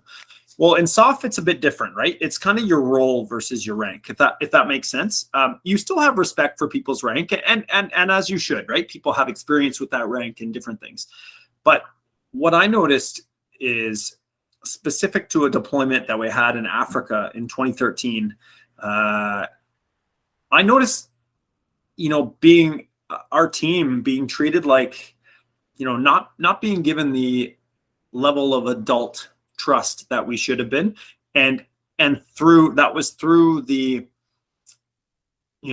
lens of a rank that wasn't an operator, if that makes sense. And I don't mean like, oh, like I should decide everything because we're operators. Like, no, there's much higher levels of within your unit, government that make decisions, right? That everything that we do on the ground. But there was a bit of it was disappointing the way we were treated, and being, what's the word I'm looking for here? Being guided and run through people who had no real idea as to what we were doing, and that really stuck with me. I'll be honest with you, it bothered me. It wasn't like from a place of ego. I wasn't like, oh yeah, you can't talk to me like that. Like, no, that's not it. I don't care. It was just I was tired of not being treated like an adult. And it was disappointing based on what we were asked to do. Yeah. So I got to tell you, in 2013, I think in March, I left. At kind of the end of that time frame, I had no intention of ever doing another selection or course again in my life, because doing one was enough. Okay, let me tell you. Yeah. So So like that was enough. I was like, nope, I'm good. I had no intention of going to the hill, trying out. I didn't know what it was. I was, and honestly, thank you to the institution that pushed me there, because it was by far the best experience of my career, by far. And I decided in 2013 that I would, you know what, fuck that. I'm going to try out. So when I got home from Africa in like, I think April of 2013, there was a selection for that year. And I decided that I was going to try out. And I had no idea what to expect, none. So I sought the counsel of, there was a couple of my colleagues at the time who wanted to try out as well. So me and 2 other people put our kind of notice of intent in to go try out. And we sought the guidance of kind of our physical staff to help prepare us for that event. Because I had no idea, man. Honestly, I had no idea. So, and thank God we did, because I'm telling you right now that to this day, and I told him after I finished selection, you are the reason I was able to get through this. Like in terms of I was prepared so well for it physically that, you can focus on other things like the mental hardship, right? Which in itself is fucking a whole thing, right? I was very fortunate enough to work with some motivated individuals and really be pushed by them, with them. And it ended up that me and another guy ended up, going on selection, finishing it together. So I had kind of the way we run it. We have different serials. I was on the last serial. So I was by myself in terms of I didn't know anyone there. Whereas the other 2 guys went on one together and I was the last one. So I knew that they had finished selection. So obviously that's a huge, oh, now you have to do it, right? Like you can't give up now, right? So that was interesting. That's its own set of push, right? So November of 2013, I went and I ended up finishing and meeting one of my best friends there on selection, who, you don't really get to talk to during the selection period, but we just, as people started quitting around us, we started getting closer and closer together. And eventually we became where we were beside each other. And man, he was the best man and I just got married last year. And it's crazy. So, it was probably it was the most professional experience I've gone through in this military. And I love it. It was an honor to be allowed to go through this process. Does that make sense? Yeah, definitely, man. It was wonderful. Honestly, it was fucking awful, but it was it was wonderful in terms of at the end of it, I was like, wow, that was incredible. It was incredible. You're humbled, you're in awe, you're recovering. It was fantastic. It was an experience of a lifetime, and I'm glad I got to do it. I can't wait until my daughter. So my daughter's 9. I can't wait until one day I can talk her through that experience. That's how much I love that. Like it was just beautiful, honestly. And how many people volunteer to do that, right? Like, it was an honor. And I had a guy who went through a year before me, who I was working with for years later. He always said it was an honor to go through that process. And I'm like, you know what? Like, wow, like you're right. Like it was honestly awesome. It was a cool experience. So what's known about that? I know there's not a lot you can say about the process, and I like the secret aspect of that. I think that's important. Yeah. What's known about that process before you even get there? Fuck, do you know what, man? I even worked with that unit for years. I deployed with that unit for years, and I didn't even have a fucking clue. I'll be honest with you. I didn't. You hear rumors of different things about selection, what to expect, I didn't know, man. Honestly, I had no idea. I just knew that I needed to be in the best physical shape that I could, and then you go from there, right? So luckily, like in terms of age, like I was I think 30 when I went through selection, which is, in terms of your physical peak, is a pretty good age, right? Like you haven't broken yet, but you're close, right? It was like, I've never trained for anything in my life like that. And I never will again, to be honest with you. Like it was awful. It was hard on exactly. It was hard on my physical life, my mental life, my family life. It was terrible. Right. But man, I couldn't be more happy and proud that I followed through with that, because it helped me get through that process for sure. And I've heard a lot about the original SF, the SAS process too. And, because there's books about it, there's movies, different things. It's pretty cool. It was a good process to go through. Yeah. So given the secrecy that surrounds the selection process, is that something that's sort of ingrained in you from the beginning, that the secret nature of JTF-2, or is it just sort of, it's one of those expected things? Like, do they ever sit you down and go, hey, our selection process is X and we never talk about it? Or they just have a board and a process that they put you through, and even you don't get told exactly what it is? I mean, a bit of A and a bit of B. Like, we did get talked to about it. Like, hey, there's going to be things you see and do here that you don't talk about. And I totally respect it. I respect the process. I respect, first and foremost, I respect the institution. And for me, that's important. Whether I agree with the level of secrecy or not, it's not up to me to decide whether to release that information. Does that make sense? Yeah.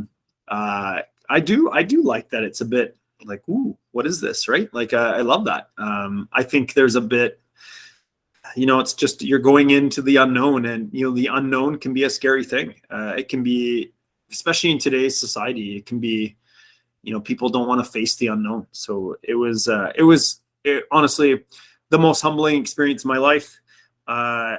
It was fucking very interesting.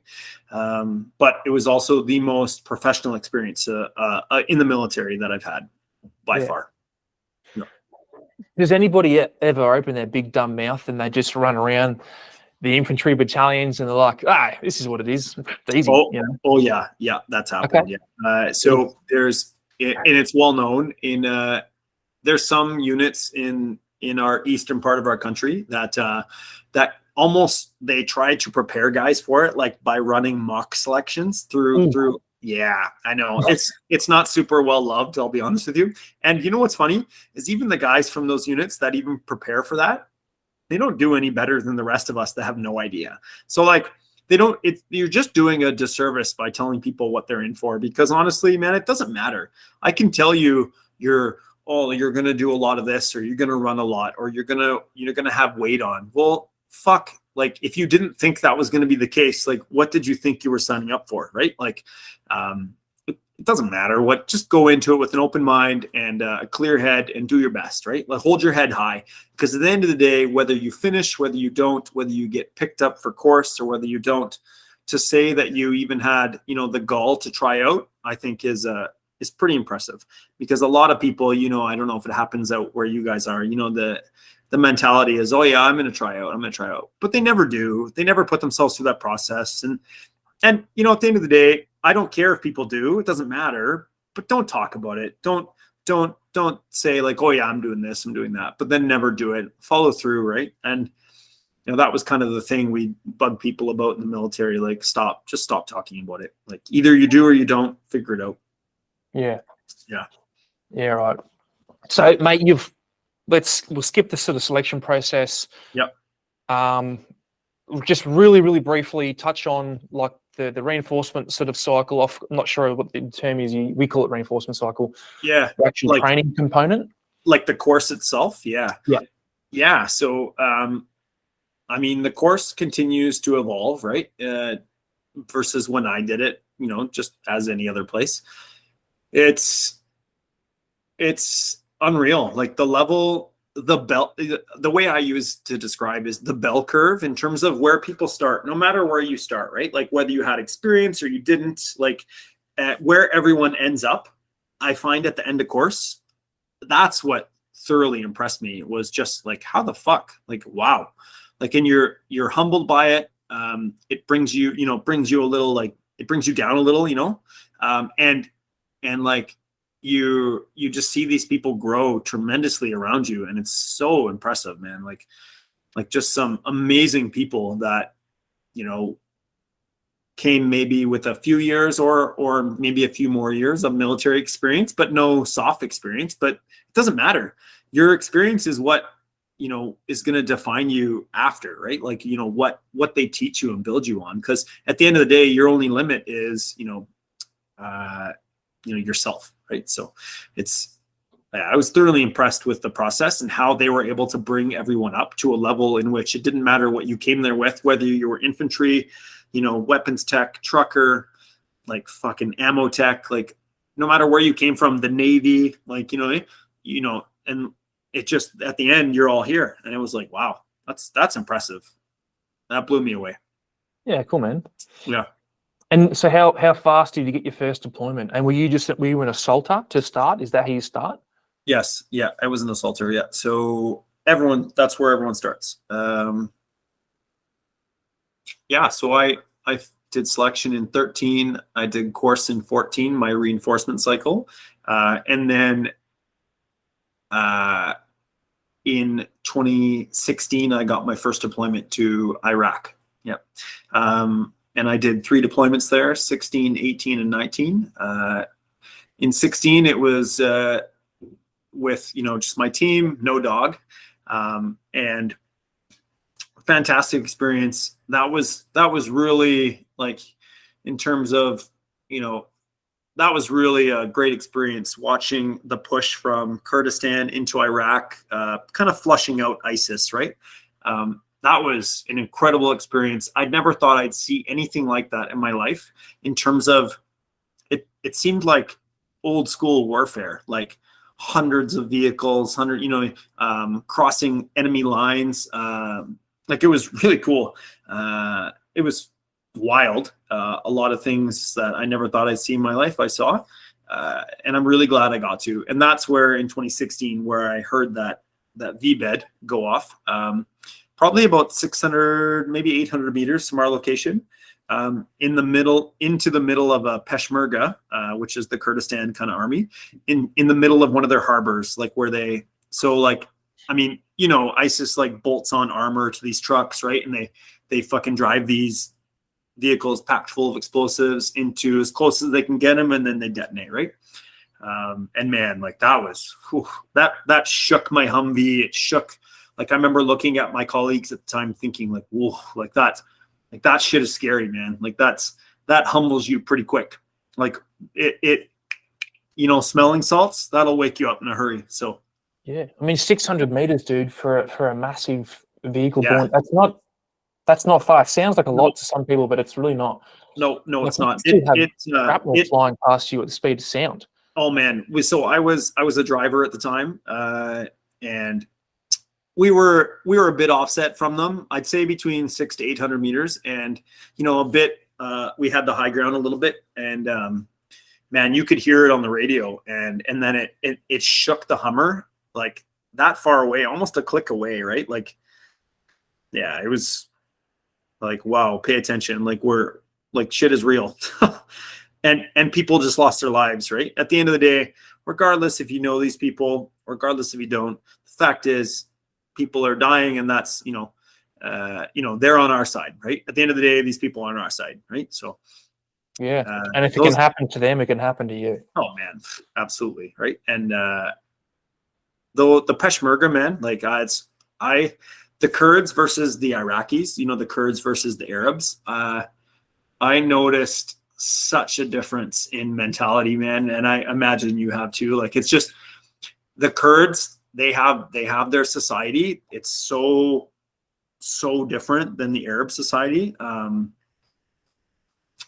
I was stunned at the difference between the two being in the same country. And remember when ISIS originally invaded, kind of took it back over from the Americans when the Americans pulled out the first time, and the Kurds were like, nope, not happening. And they built that kind of solid line of, they took it over. This is our territory. And they, like, remember, the Arabs all ran. all the Iraqis fucking ran. All the training, all the inventory from the States, all the aircraft, all the tanks, everything, all gone. They all fucking left and they ran like cowards. And I'm going to say it and I'm going to fucking say it again. They ran like fucking cowards. And the Kurds, man, the Kurds stood for themselves. They stood for their society. It was fucking cool to see, man. And they pulled people off the streets that weren't even military and put them on the line, like watching for, it was super impressive. And you have to respect that. You have to respect that, because at the end of the day, think if that was us, right? Would you stop and run, or would you hold the line, right? And man, it was a lot of respect for those guys. Yeah. Yeah, that's an interesting point, mate, about the fact that they all ran. I mean, look at what happened in Afghanistan recently. Like, how long were we gone for? Like a fucking week? Yeah. And No, like, maybe. Yeah. Yeah.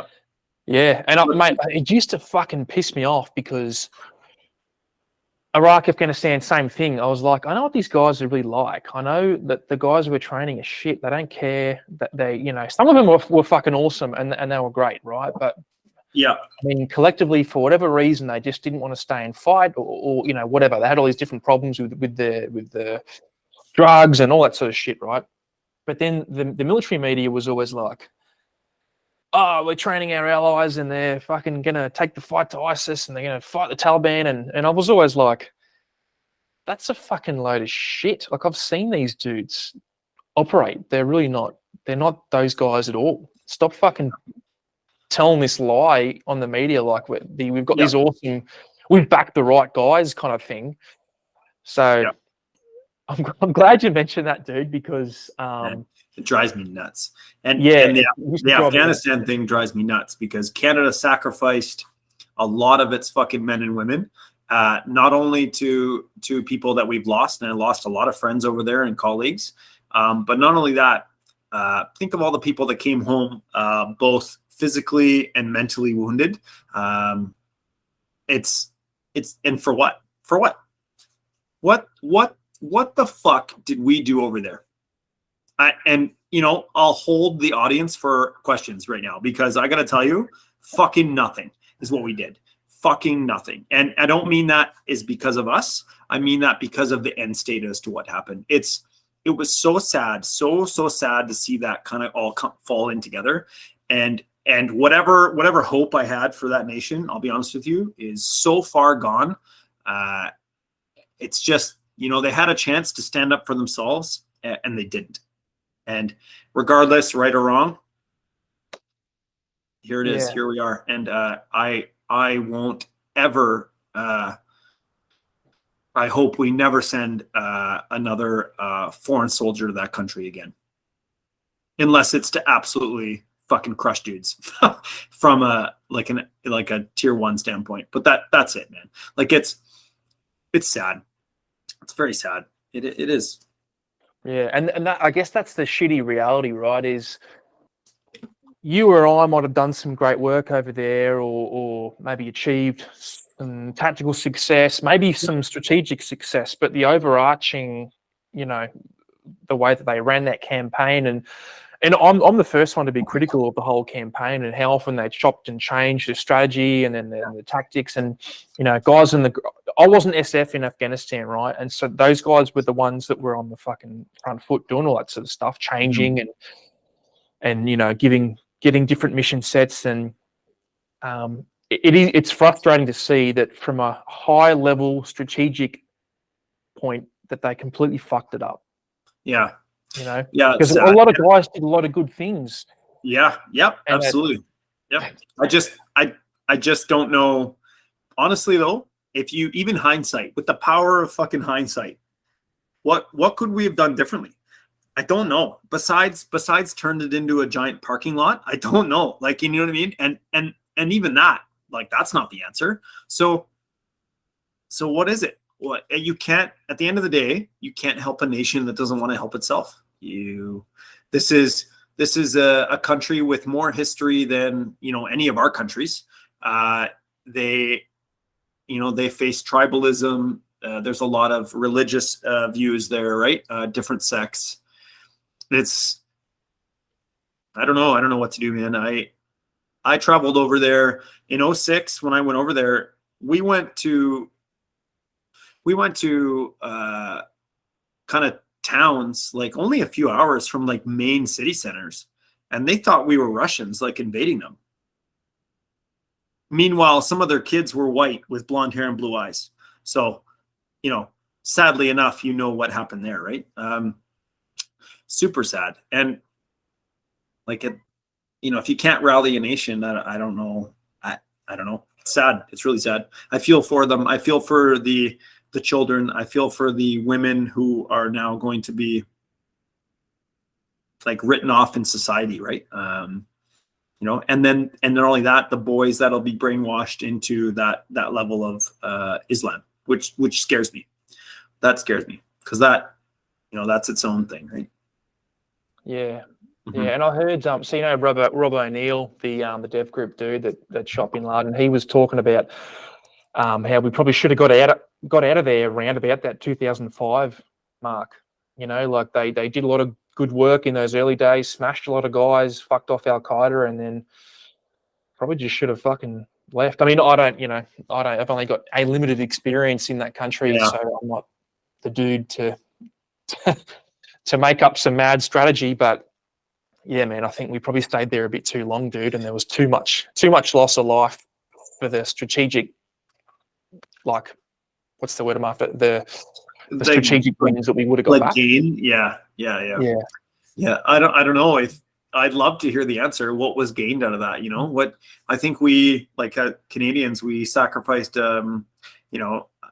Don't quote me on this, but I want to say 156 soldiers, or that's really?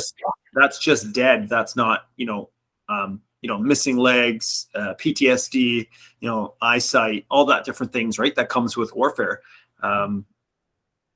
It's sad, and for what? I don't know. I don't know. Yeah, mate. Let's get back to the that bugs me a lot, by the way. I don't know. It's good.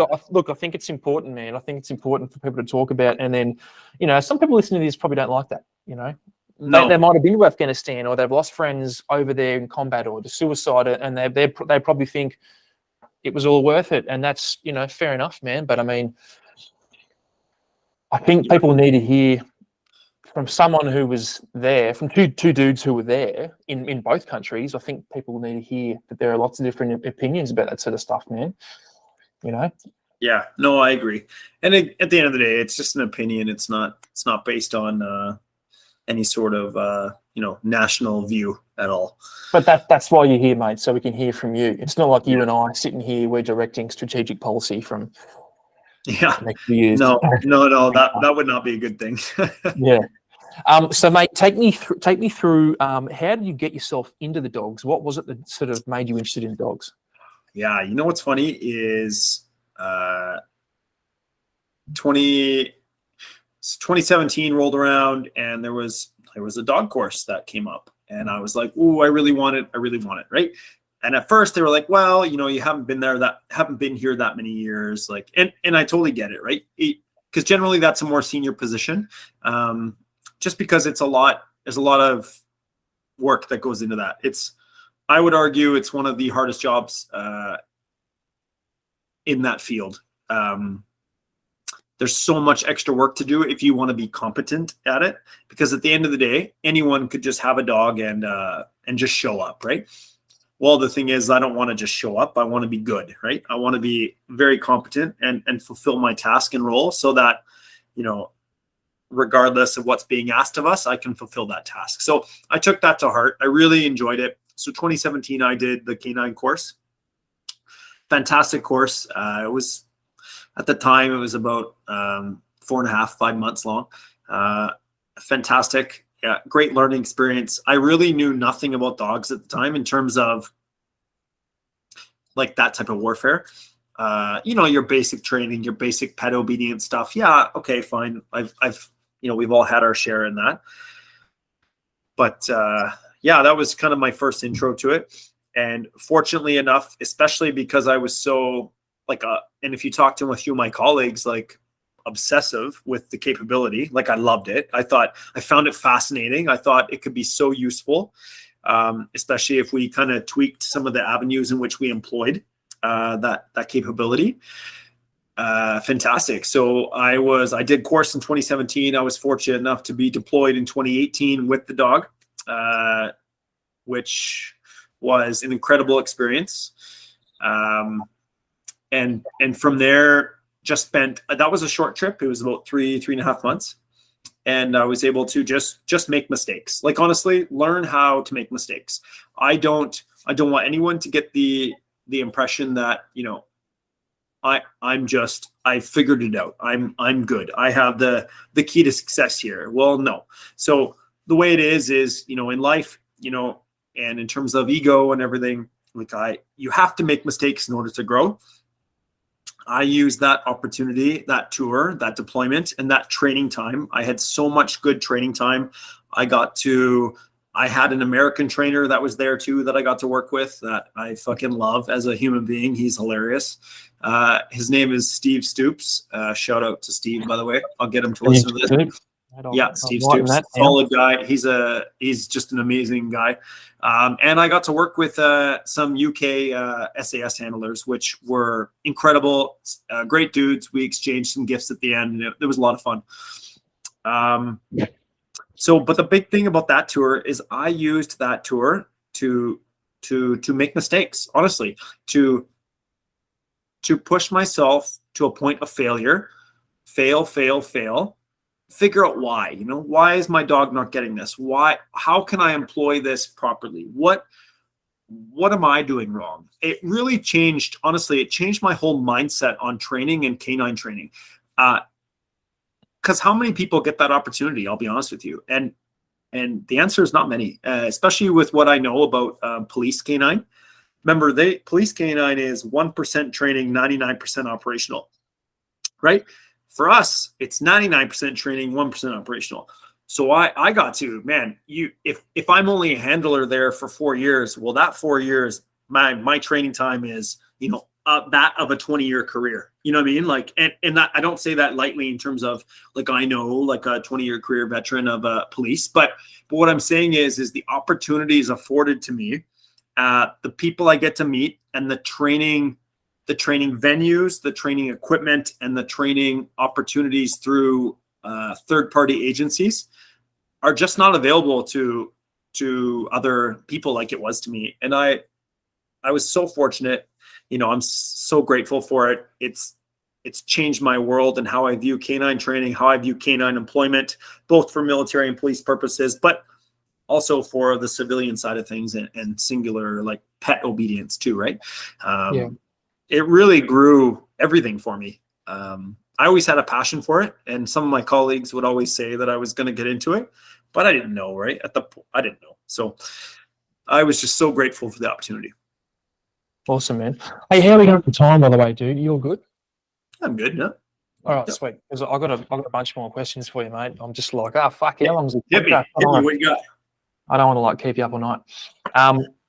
So what's the role of the JTF-2 dogs, and then what were you doing with the dogs in Iraq? Yeah. So I'll be careful here. So they have, regardless of known, let's be fair. I think most people can guess what the roles were,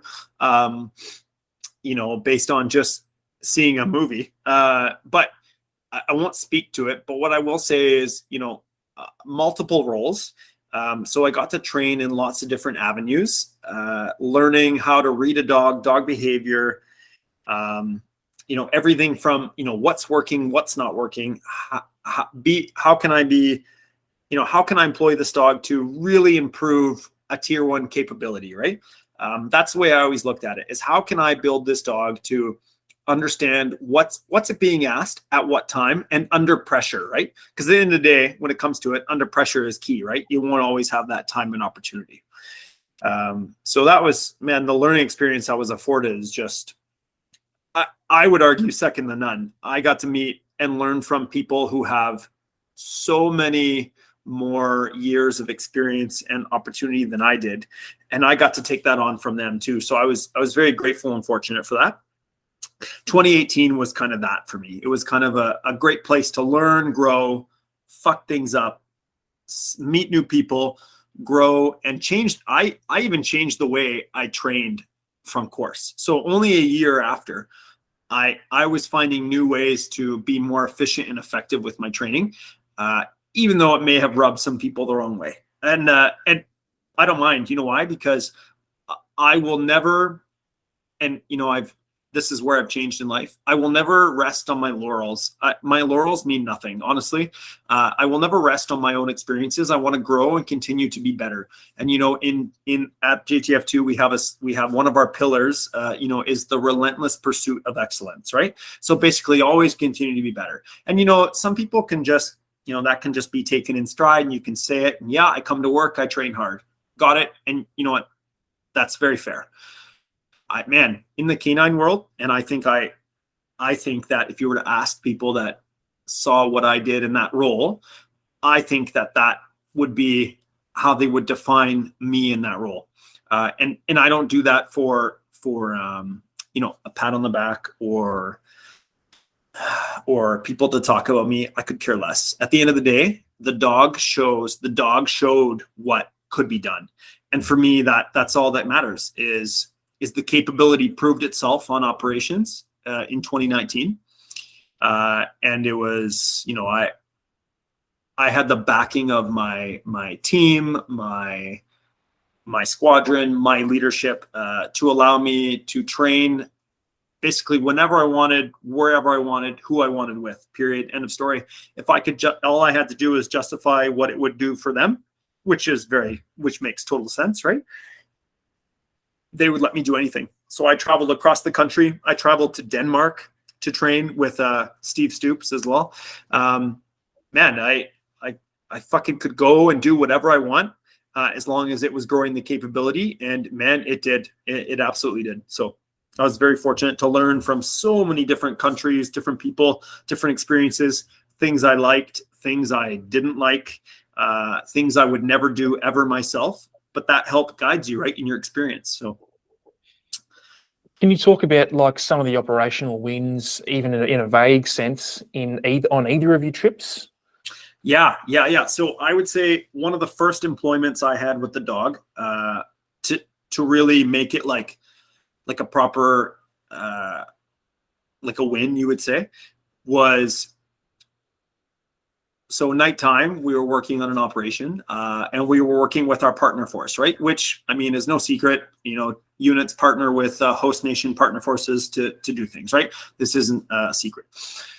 So we were working with them. So now think about this. I'm asking the dog to do something in the middle of the night around other people it doesn't know and off leash away from me, right? So think of the level of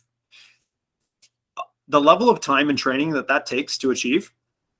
Is no joke. I'll be honest with you. Shout out to all the canine handlers, both in the police and military world and the civilian world, who take the time and effort to really teach their canine along and really get them to that capability, because man, it is hard work. It is the hours, the hundreds and thousands of hours I put into training is paying off for me now in life, right? The big one was the employment here was we were a cordon in search of a building. In this case, I wanted basically before we put Canadians up to that door, basically let's check it out with the dog. So now think about this. I'm asking a dog in the middle of the night from 50 meters to go to a specific place in which I tell it to check the whole area for explosives. And then come back to me in the middle of the night around other people they don't know, around smells they might not understand, right? But at the end of the day, indicate to me what I'm looking for or not, and come back to me, right? So the level of training that took is, I'm so thoroughly impressed with what a dog is capable of. It's so cool to see that work. I got to tell you, that was like, wow. I was like, holy fuck, this is awesome. That was like a huge win for me. Like employment, middle of the night, sending a dog, up to 50 meters away from me, pinpoint, stops, checks the whole area I need him to, then a recall with a silent recall, so no one even knows we're there, right? That's unreal. Like, that's like, honestly, when you think about it, it's pretty unreal. I knew it blew me away. Maybe it doesn't blow other people away, but it fucking blows me away. So if you're one of those people that aren't blown away by that, well, I love to see your capabilities, because that is fucking awesome. So that was, when you talk about operational wins, that was a big one for me. I knew that I was on the right path, and the dog understood as to what was being asked. Awesome. So yeah, extremely valid. Probably very similar to your breaching kind of thing, but there's not as many hours and not as much work that goes behind the breaching. Yeah. Comparatively, anyway, there's a lot. Yeah. Oh, for sure. There's not. Yeah, I agree. Yeah. It's such a, I mean, a dog is a dog, right? It's, at the end of the day, I can't speak English to it and tell them what I want to do. I need to relay black and white instructions in order to, they understand what is being asked, right? And they all do it for a reward. That's it. Like, I'll find your IED. Yeah, just give me a ball, right? That's it. It's so cool when you think about it. Yeah. Yep. So what was, obviously that operation was a success because you're here. Mm-hmm. What was the 2019 trip like for you? Yeah, so that, briefly, where in this period has your mate Dallas shot? They've got that world's longest kill. Oh man, you're gonna get me in trouble talking about that shit. I'm not plan on getting in trouble. Yes, I know. I'm trying to think. I think I want to say that was in 2017. So that was after my first deployment, and then that piece had happened. Yeah, I think that was. So that dog win that I was talking about, that was 2019. And then that just continued. I had a bunch of operations like that. I had an operation where we were doing a route clearance to bring vehicles up. We wanted to bring vehicles up this one area, and it looked really sketchy, so let's use the dog, right? The dog indicated on something that kind of caught our eyes in terms of, it doesn't pass the eye test, like, oh, maybe that's weird. Let's check that out, right? But we don't just want to go step and dig there, right? So let's let the dog go check it out. So it's the middle of the day. This operation has been going on for fucking hours. It's plus 40. The dog's tired. Fuck, we're all tired, right? So the dog goes up to it, and fucking sure as shit, the dog indicates on the corner of it.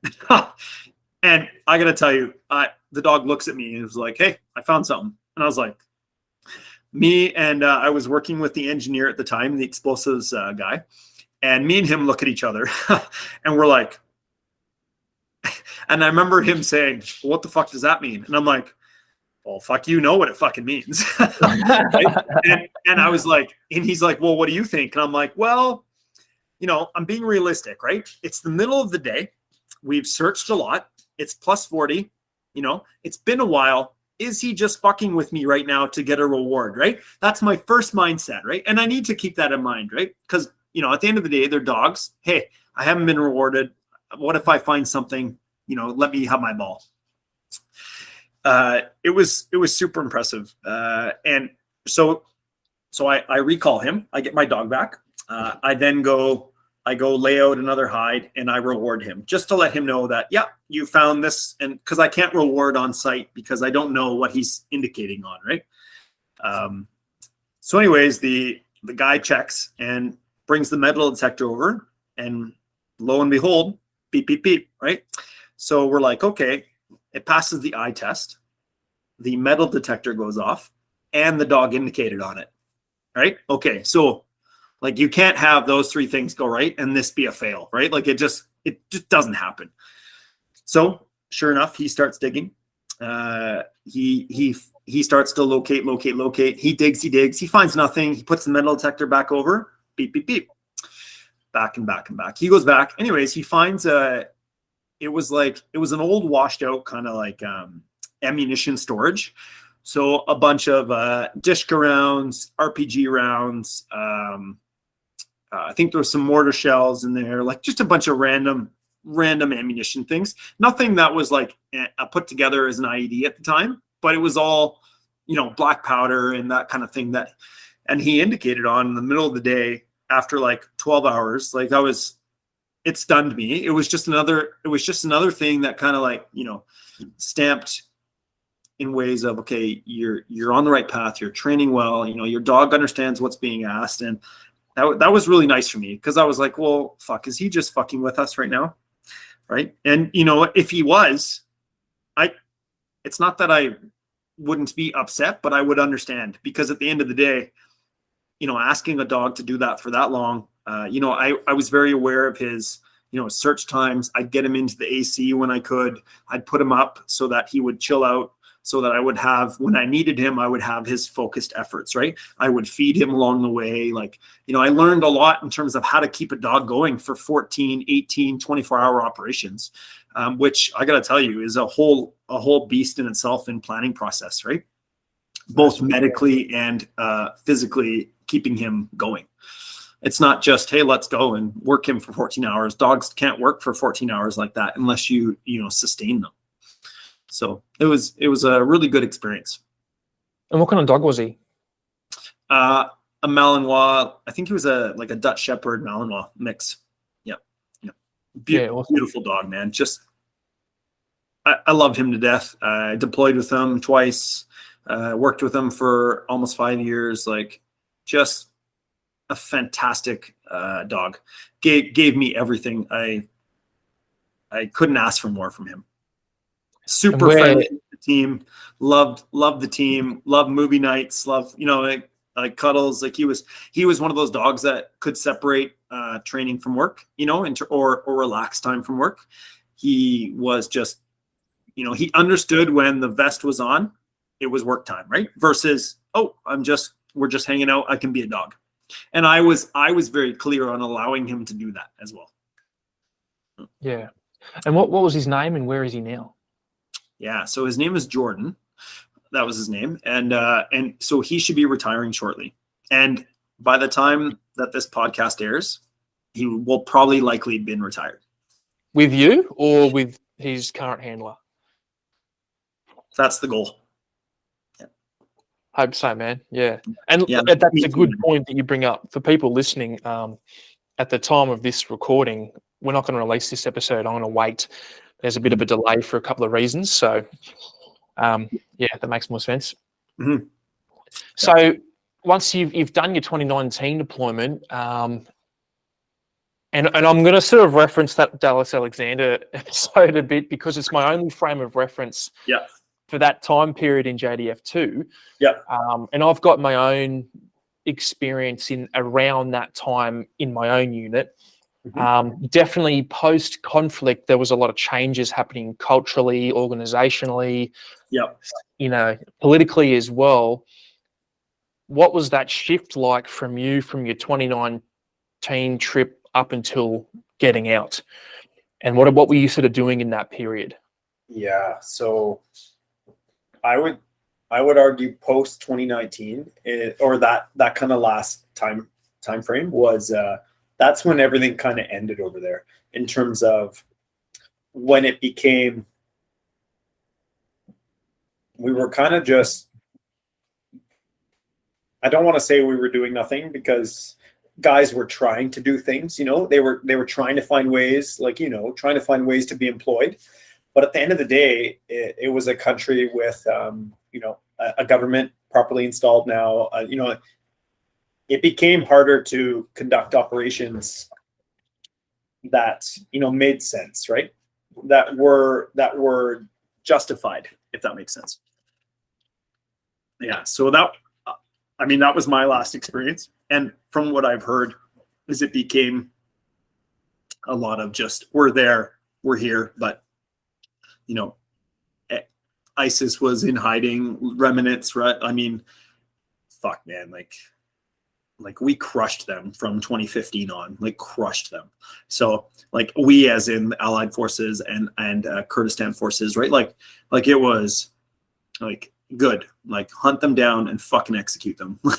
You know what I mean? Those are the type of people that need not breathe in this planet anymore. And it was a cool experience to see kind of a nation kind of take hold and get its shit together. Does that make sense? Yeah. It was good. But that was kind of that 2019 time frame was kind of the last, I think, hurrah, if you will, for actual operations. Yeah. with my understanding anyways. And so you were still in JTF-2 from 2019 until Mm-hmm. 2020. So 2.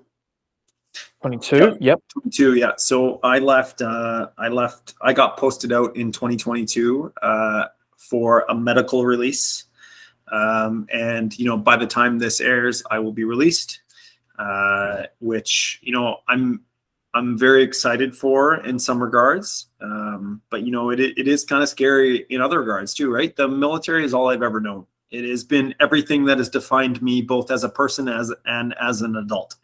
My experiences, my colleagues, everything. It's been who I am now. So I won't just brush that off lightly. But at the same time, for my own mental and physical health, I am squeezed, if that makes any sense. I have nothing left to give, quite honestly, and I'm focusing on me now. And one of the big things that happened with me is when COVID started, and no one knew what COVID was at the time, right? Kind of March 2020, was it? Yeah, 2020. Yeah. We didn't know what was going on, right?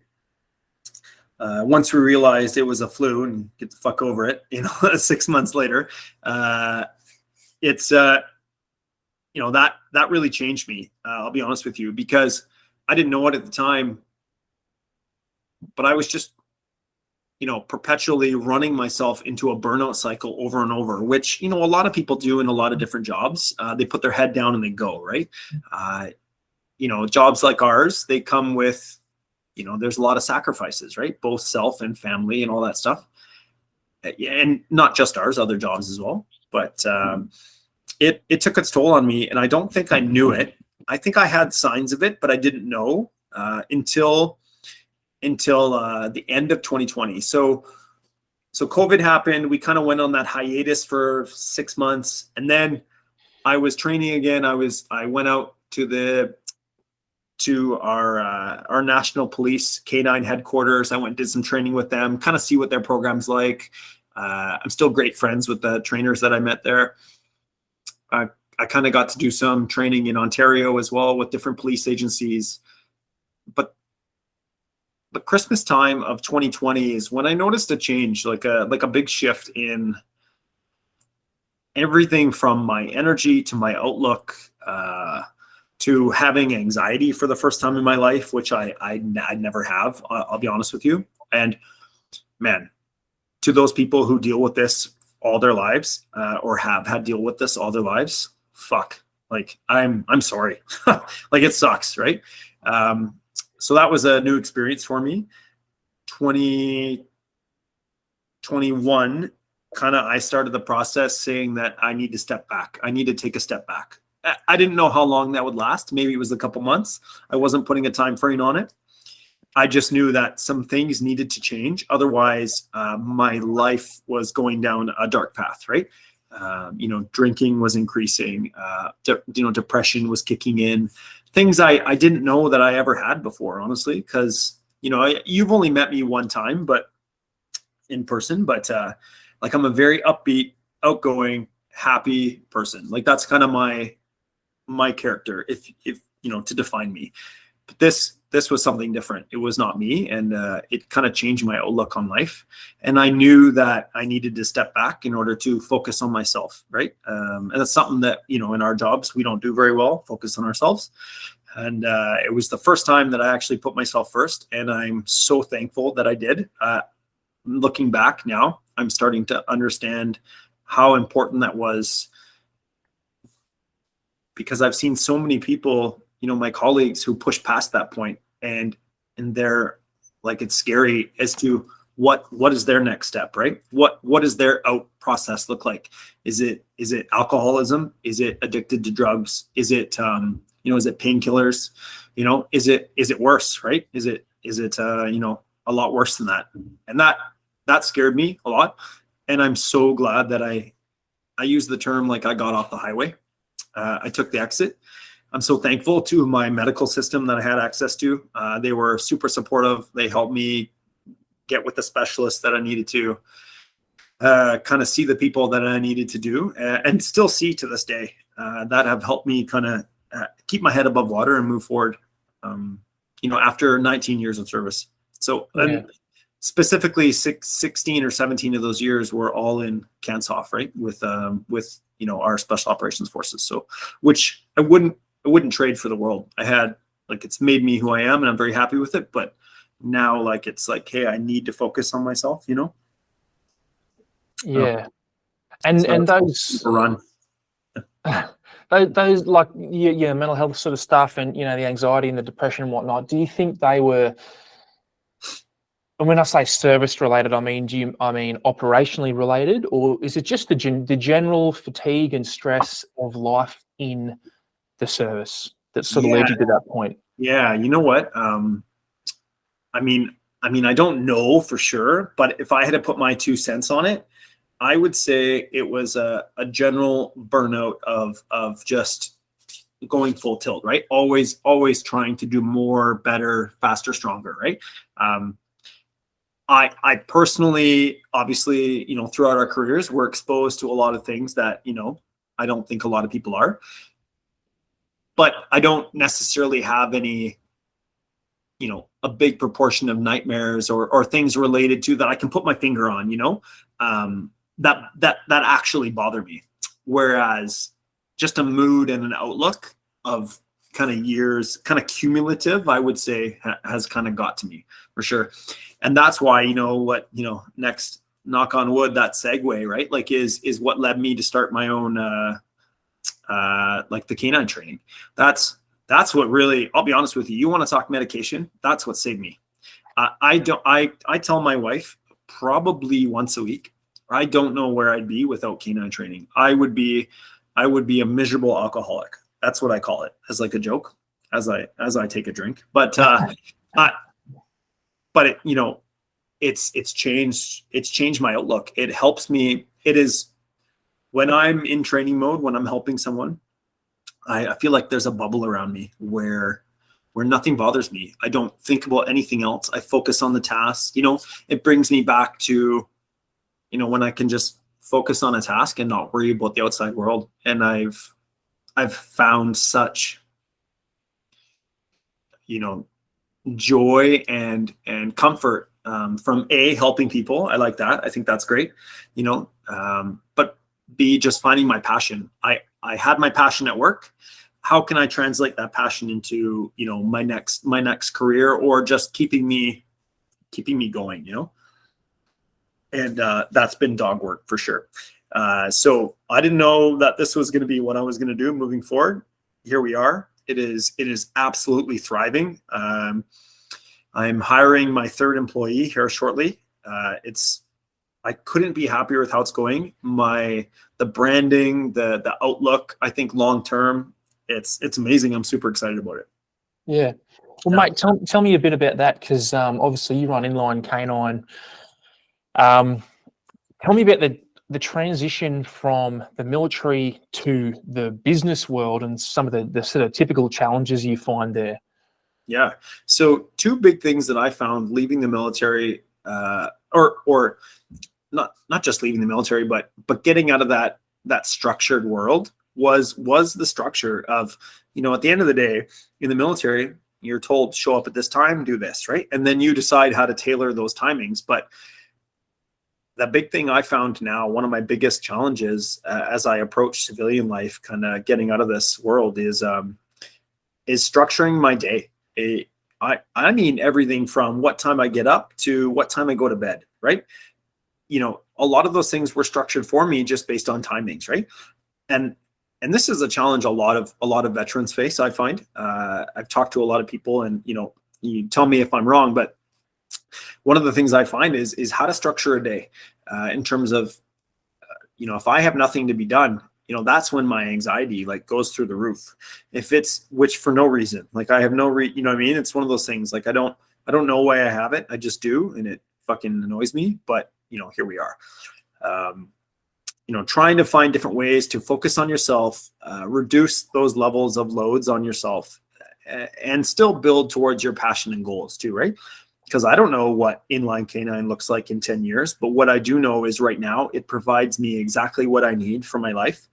And you know, a great thing that comes along with it is I get to help other people too. And I got to tell you, I've met some amazing people, like clients who are now, I mean, a couple of them were in my wedding party. It's crazy, man. Like I gotten to meet so many nice, great people that, you know, in the military, you know how you kind of, it's hard to meet civilian people. Like, it is, right? We have a different mentality. Yeah. We have a different mindset. You know, it's not always well respected or well liked. But at the end of the day, we are who we are, right? And I've just found that I've gotten to meet a lot of cool people, and it's been nice. Yeah, cool. So you reckon you've enjoyed the transition, or has it been a bit rocky? I mean, I've enjoyed it because of what it's done for me. Yep. It is rocky in terms of, you know, am I just taking myself from one burnout to another, right? That's my concern. I try to really understand, okay, why am I doing this? What is my core values? What am I hoping to achieve from this or gain from this, right? Like you can't just go until you drop anymore. We've established that that's not a good thing to do. So now, you know, what are you wanting to do? How many hours? How many days a week? You know, what's your goal, right? So I'm kind of figuring out how to build that, how to do that, right? I'm very proud, you know, of our first, like kind of my first year in business. You know, we won top trainer in our city for one of the award places that kind of does that in our area, and that was pretty unreal. It was a pretty surreal experience. Like, holy fuck, you've only been doing this 1 year. You got nominated and awarded in that same year. You know, what's the future look like, right? Yeah, it's been humbling for sure, and you know. Everything in your life either, you know, guides you or, you know, in one way or another, the right or the opposite path, right? And for me, I know I'm exactly where I need to be right now, in terms of that kind of entrepreneurial side. Yeah, no, that's awesome to hear, man. It's, you know, I think the stuff you mentioned before about having some structure to your day and whatnot. That's something like, for example, when I got out, I was really. Fuck the military, fuck this, fuck that. Yeah. I hate it. I'm just going to do whatever I want now. And I went the opposite way. I went really like no timings, nowhere to be, nothing to do. I do whatever I want. And then I had to swing back and I was like, holy fuck, I need to actually use some of the skills and the discipline that I had in the military, because I can't just throw it out the door and pretend the military never happened. Yeah. So, business sounds like it's fucking booming. What, if any, and what do you anticipate is the reception from JTF-2 guys who may listen to this? Probably listen to it because I'll fuck the video up and it won't be on YouTube. Yeah, that sounds legit. Yeah. What's the reception been like, and what do you anticipate it being like from your former colleagues and mates at JTF-2? Yeah, so I mean, I have a number of people that both friends and colleagues that I keep in touch with. I think the majority of people, like, you know, like any big unit, you know some people, but you don't get to know others, right? Just because you're just the deployment cycles, everything else. So the people that I've worked with, I've had the you know, the good chance to work with. They know, I would say the people important enough, they know my passion for this, right? They've seen it firsthand. I've been very fortunate enough to have the experience to either whatever showcase it or kind of build it into unit capabilities, right? So I would say it would be well received in terms of, you know, people understand, like, holy fuck, he's just obsessed with dogs, right? He loves it, got it, move on, right? And I have a number of colleagues who are good friends of mine still that you know, continue to, you know, push me and you know, kind of guide me along that way too. I think it'll be well received. I'm not looking to push any buttons along the way. You know, I've had the most amazing experience at that unit. I just knew that for me, based on my life, my career, it was time for a change. And without it, I don't know where I would be. Awesome, man. Yeah. Yeah, good. And I hope that is. I hope it is well received. Yeah. I think so, honestly.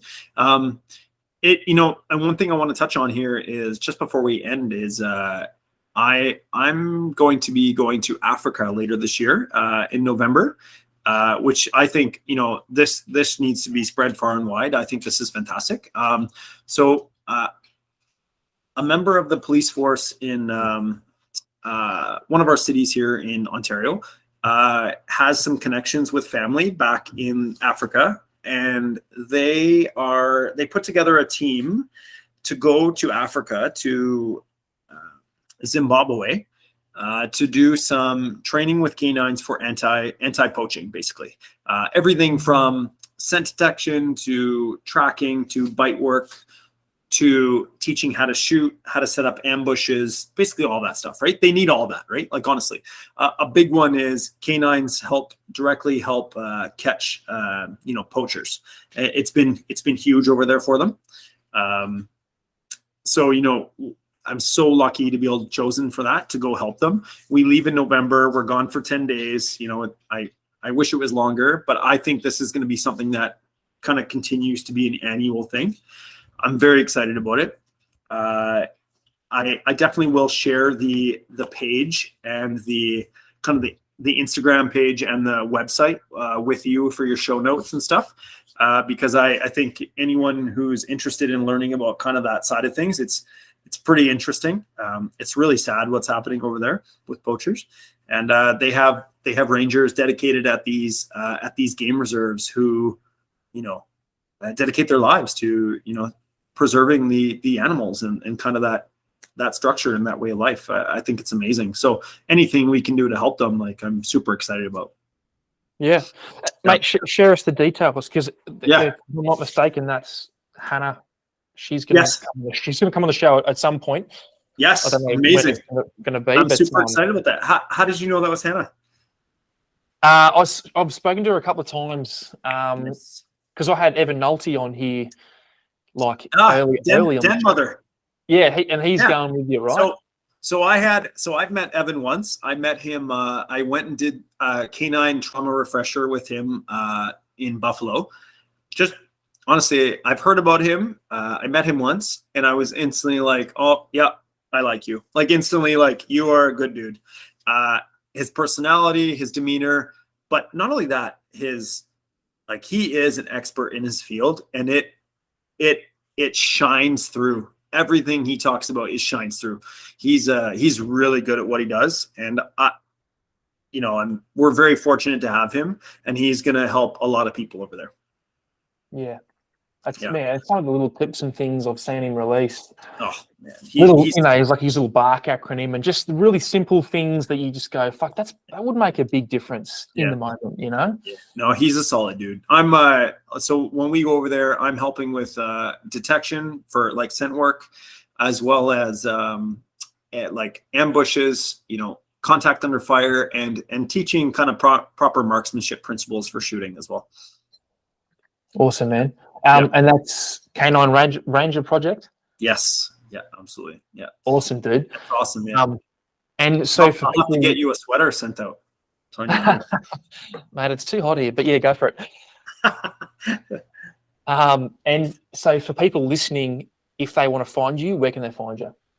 Yeah, so on Instagram, inline canine. So it's in-line canine. I got there's the logo there. So if you see that on the Instagram, you'll know you're in the right place. Right now it's myself, plus one other trainer, plus an administrator. I'm very fortunate to have these people with me. They have been amazing along the way, and they are great, kind-hearted souls and are doing great things. I'm excited to just continue to build upon this aspect and grow and continue our obedience side, and then enter the working dog side of things. I want to start reaching out to police agencies and growing that side of things, and just pass on some of my experience, share some of my mistakes, so they don't have to make them. Because the difference is I got to make mistakes at an alarming rate, you know what I mean? In terms of I had the time and opportunity to do so, whereas these guys don't always get that. So if I can help them speed that process up, and they just become that much safer, that much better, great. I'd love to do that. So that's kind of where I'm leaning towards, because I want to help individuals in the real world. Awesome, dude. Awesome. All right, mate. It's been a long potty, dude. I know it's probably a bit late for you. I'm fucking stoked to hear this when it comes out. So, and yeah, we'll talk. When I press the stop record button, don't hang up. No, because I'll talk to you. But yeah, hey Josh, thanks so much, man, for coming on, dude. I appreciate your time, bro. You've given me your time, and you've been very generous, man. So, and especially sort of coming out of the world that you've been in, I know it's not easy to put yourself out there, particularly from a unit like JTF-2 that's quite secret. So yeah, thanks so much, man. I appreciate it, dude. And yeah, thanks, man. My goal is to start a podcast this year as well, and I will 100% be having you on as well, through not only your own military experiences, but also the building of your business and how you you strive to meet different people and talk to different people. I'm very curious about that, and I look forward to I'll be asking the questions. So I'll be a fucking short podcast. Come on, man. Don't sell yourself short. We'll have Sean on, and we'll just take the piss out of you for an hour. Don't have Sean on. Don't have Sean on. You don't want him on there. You want me.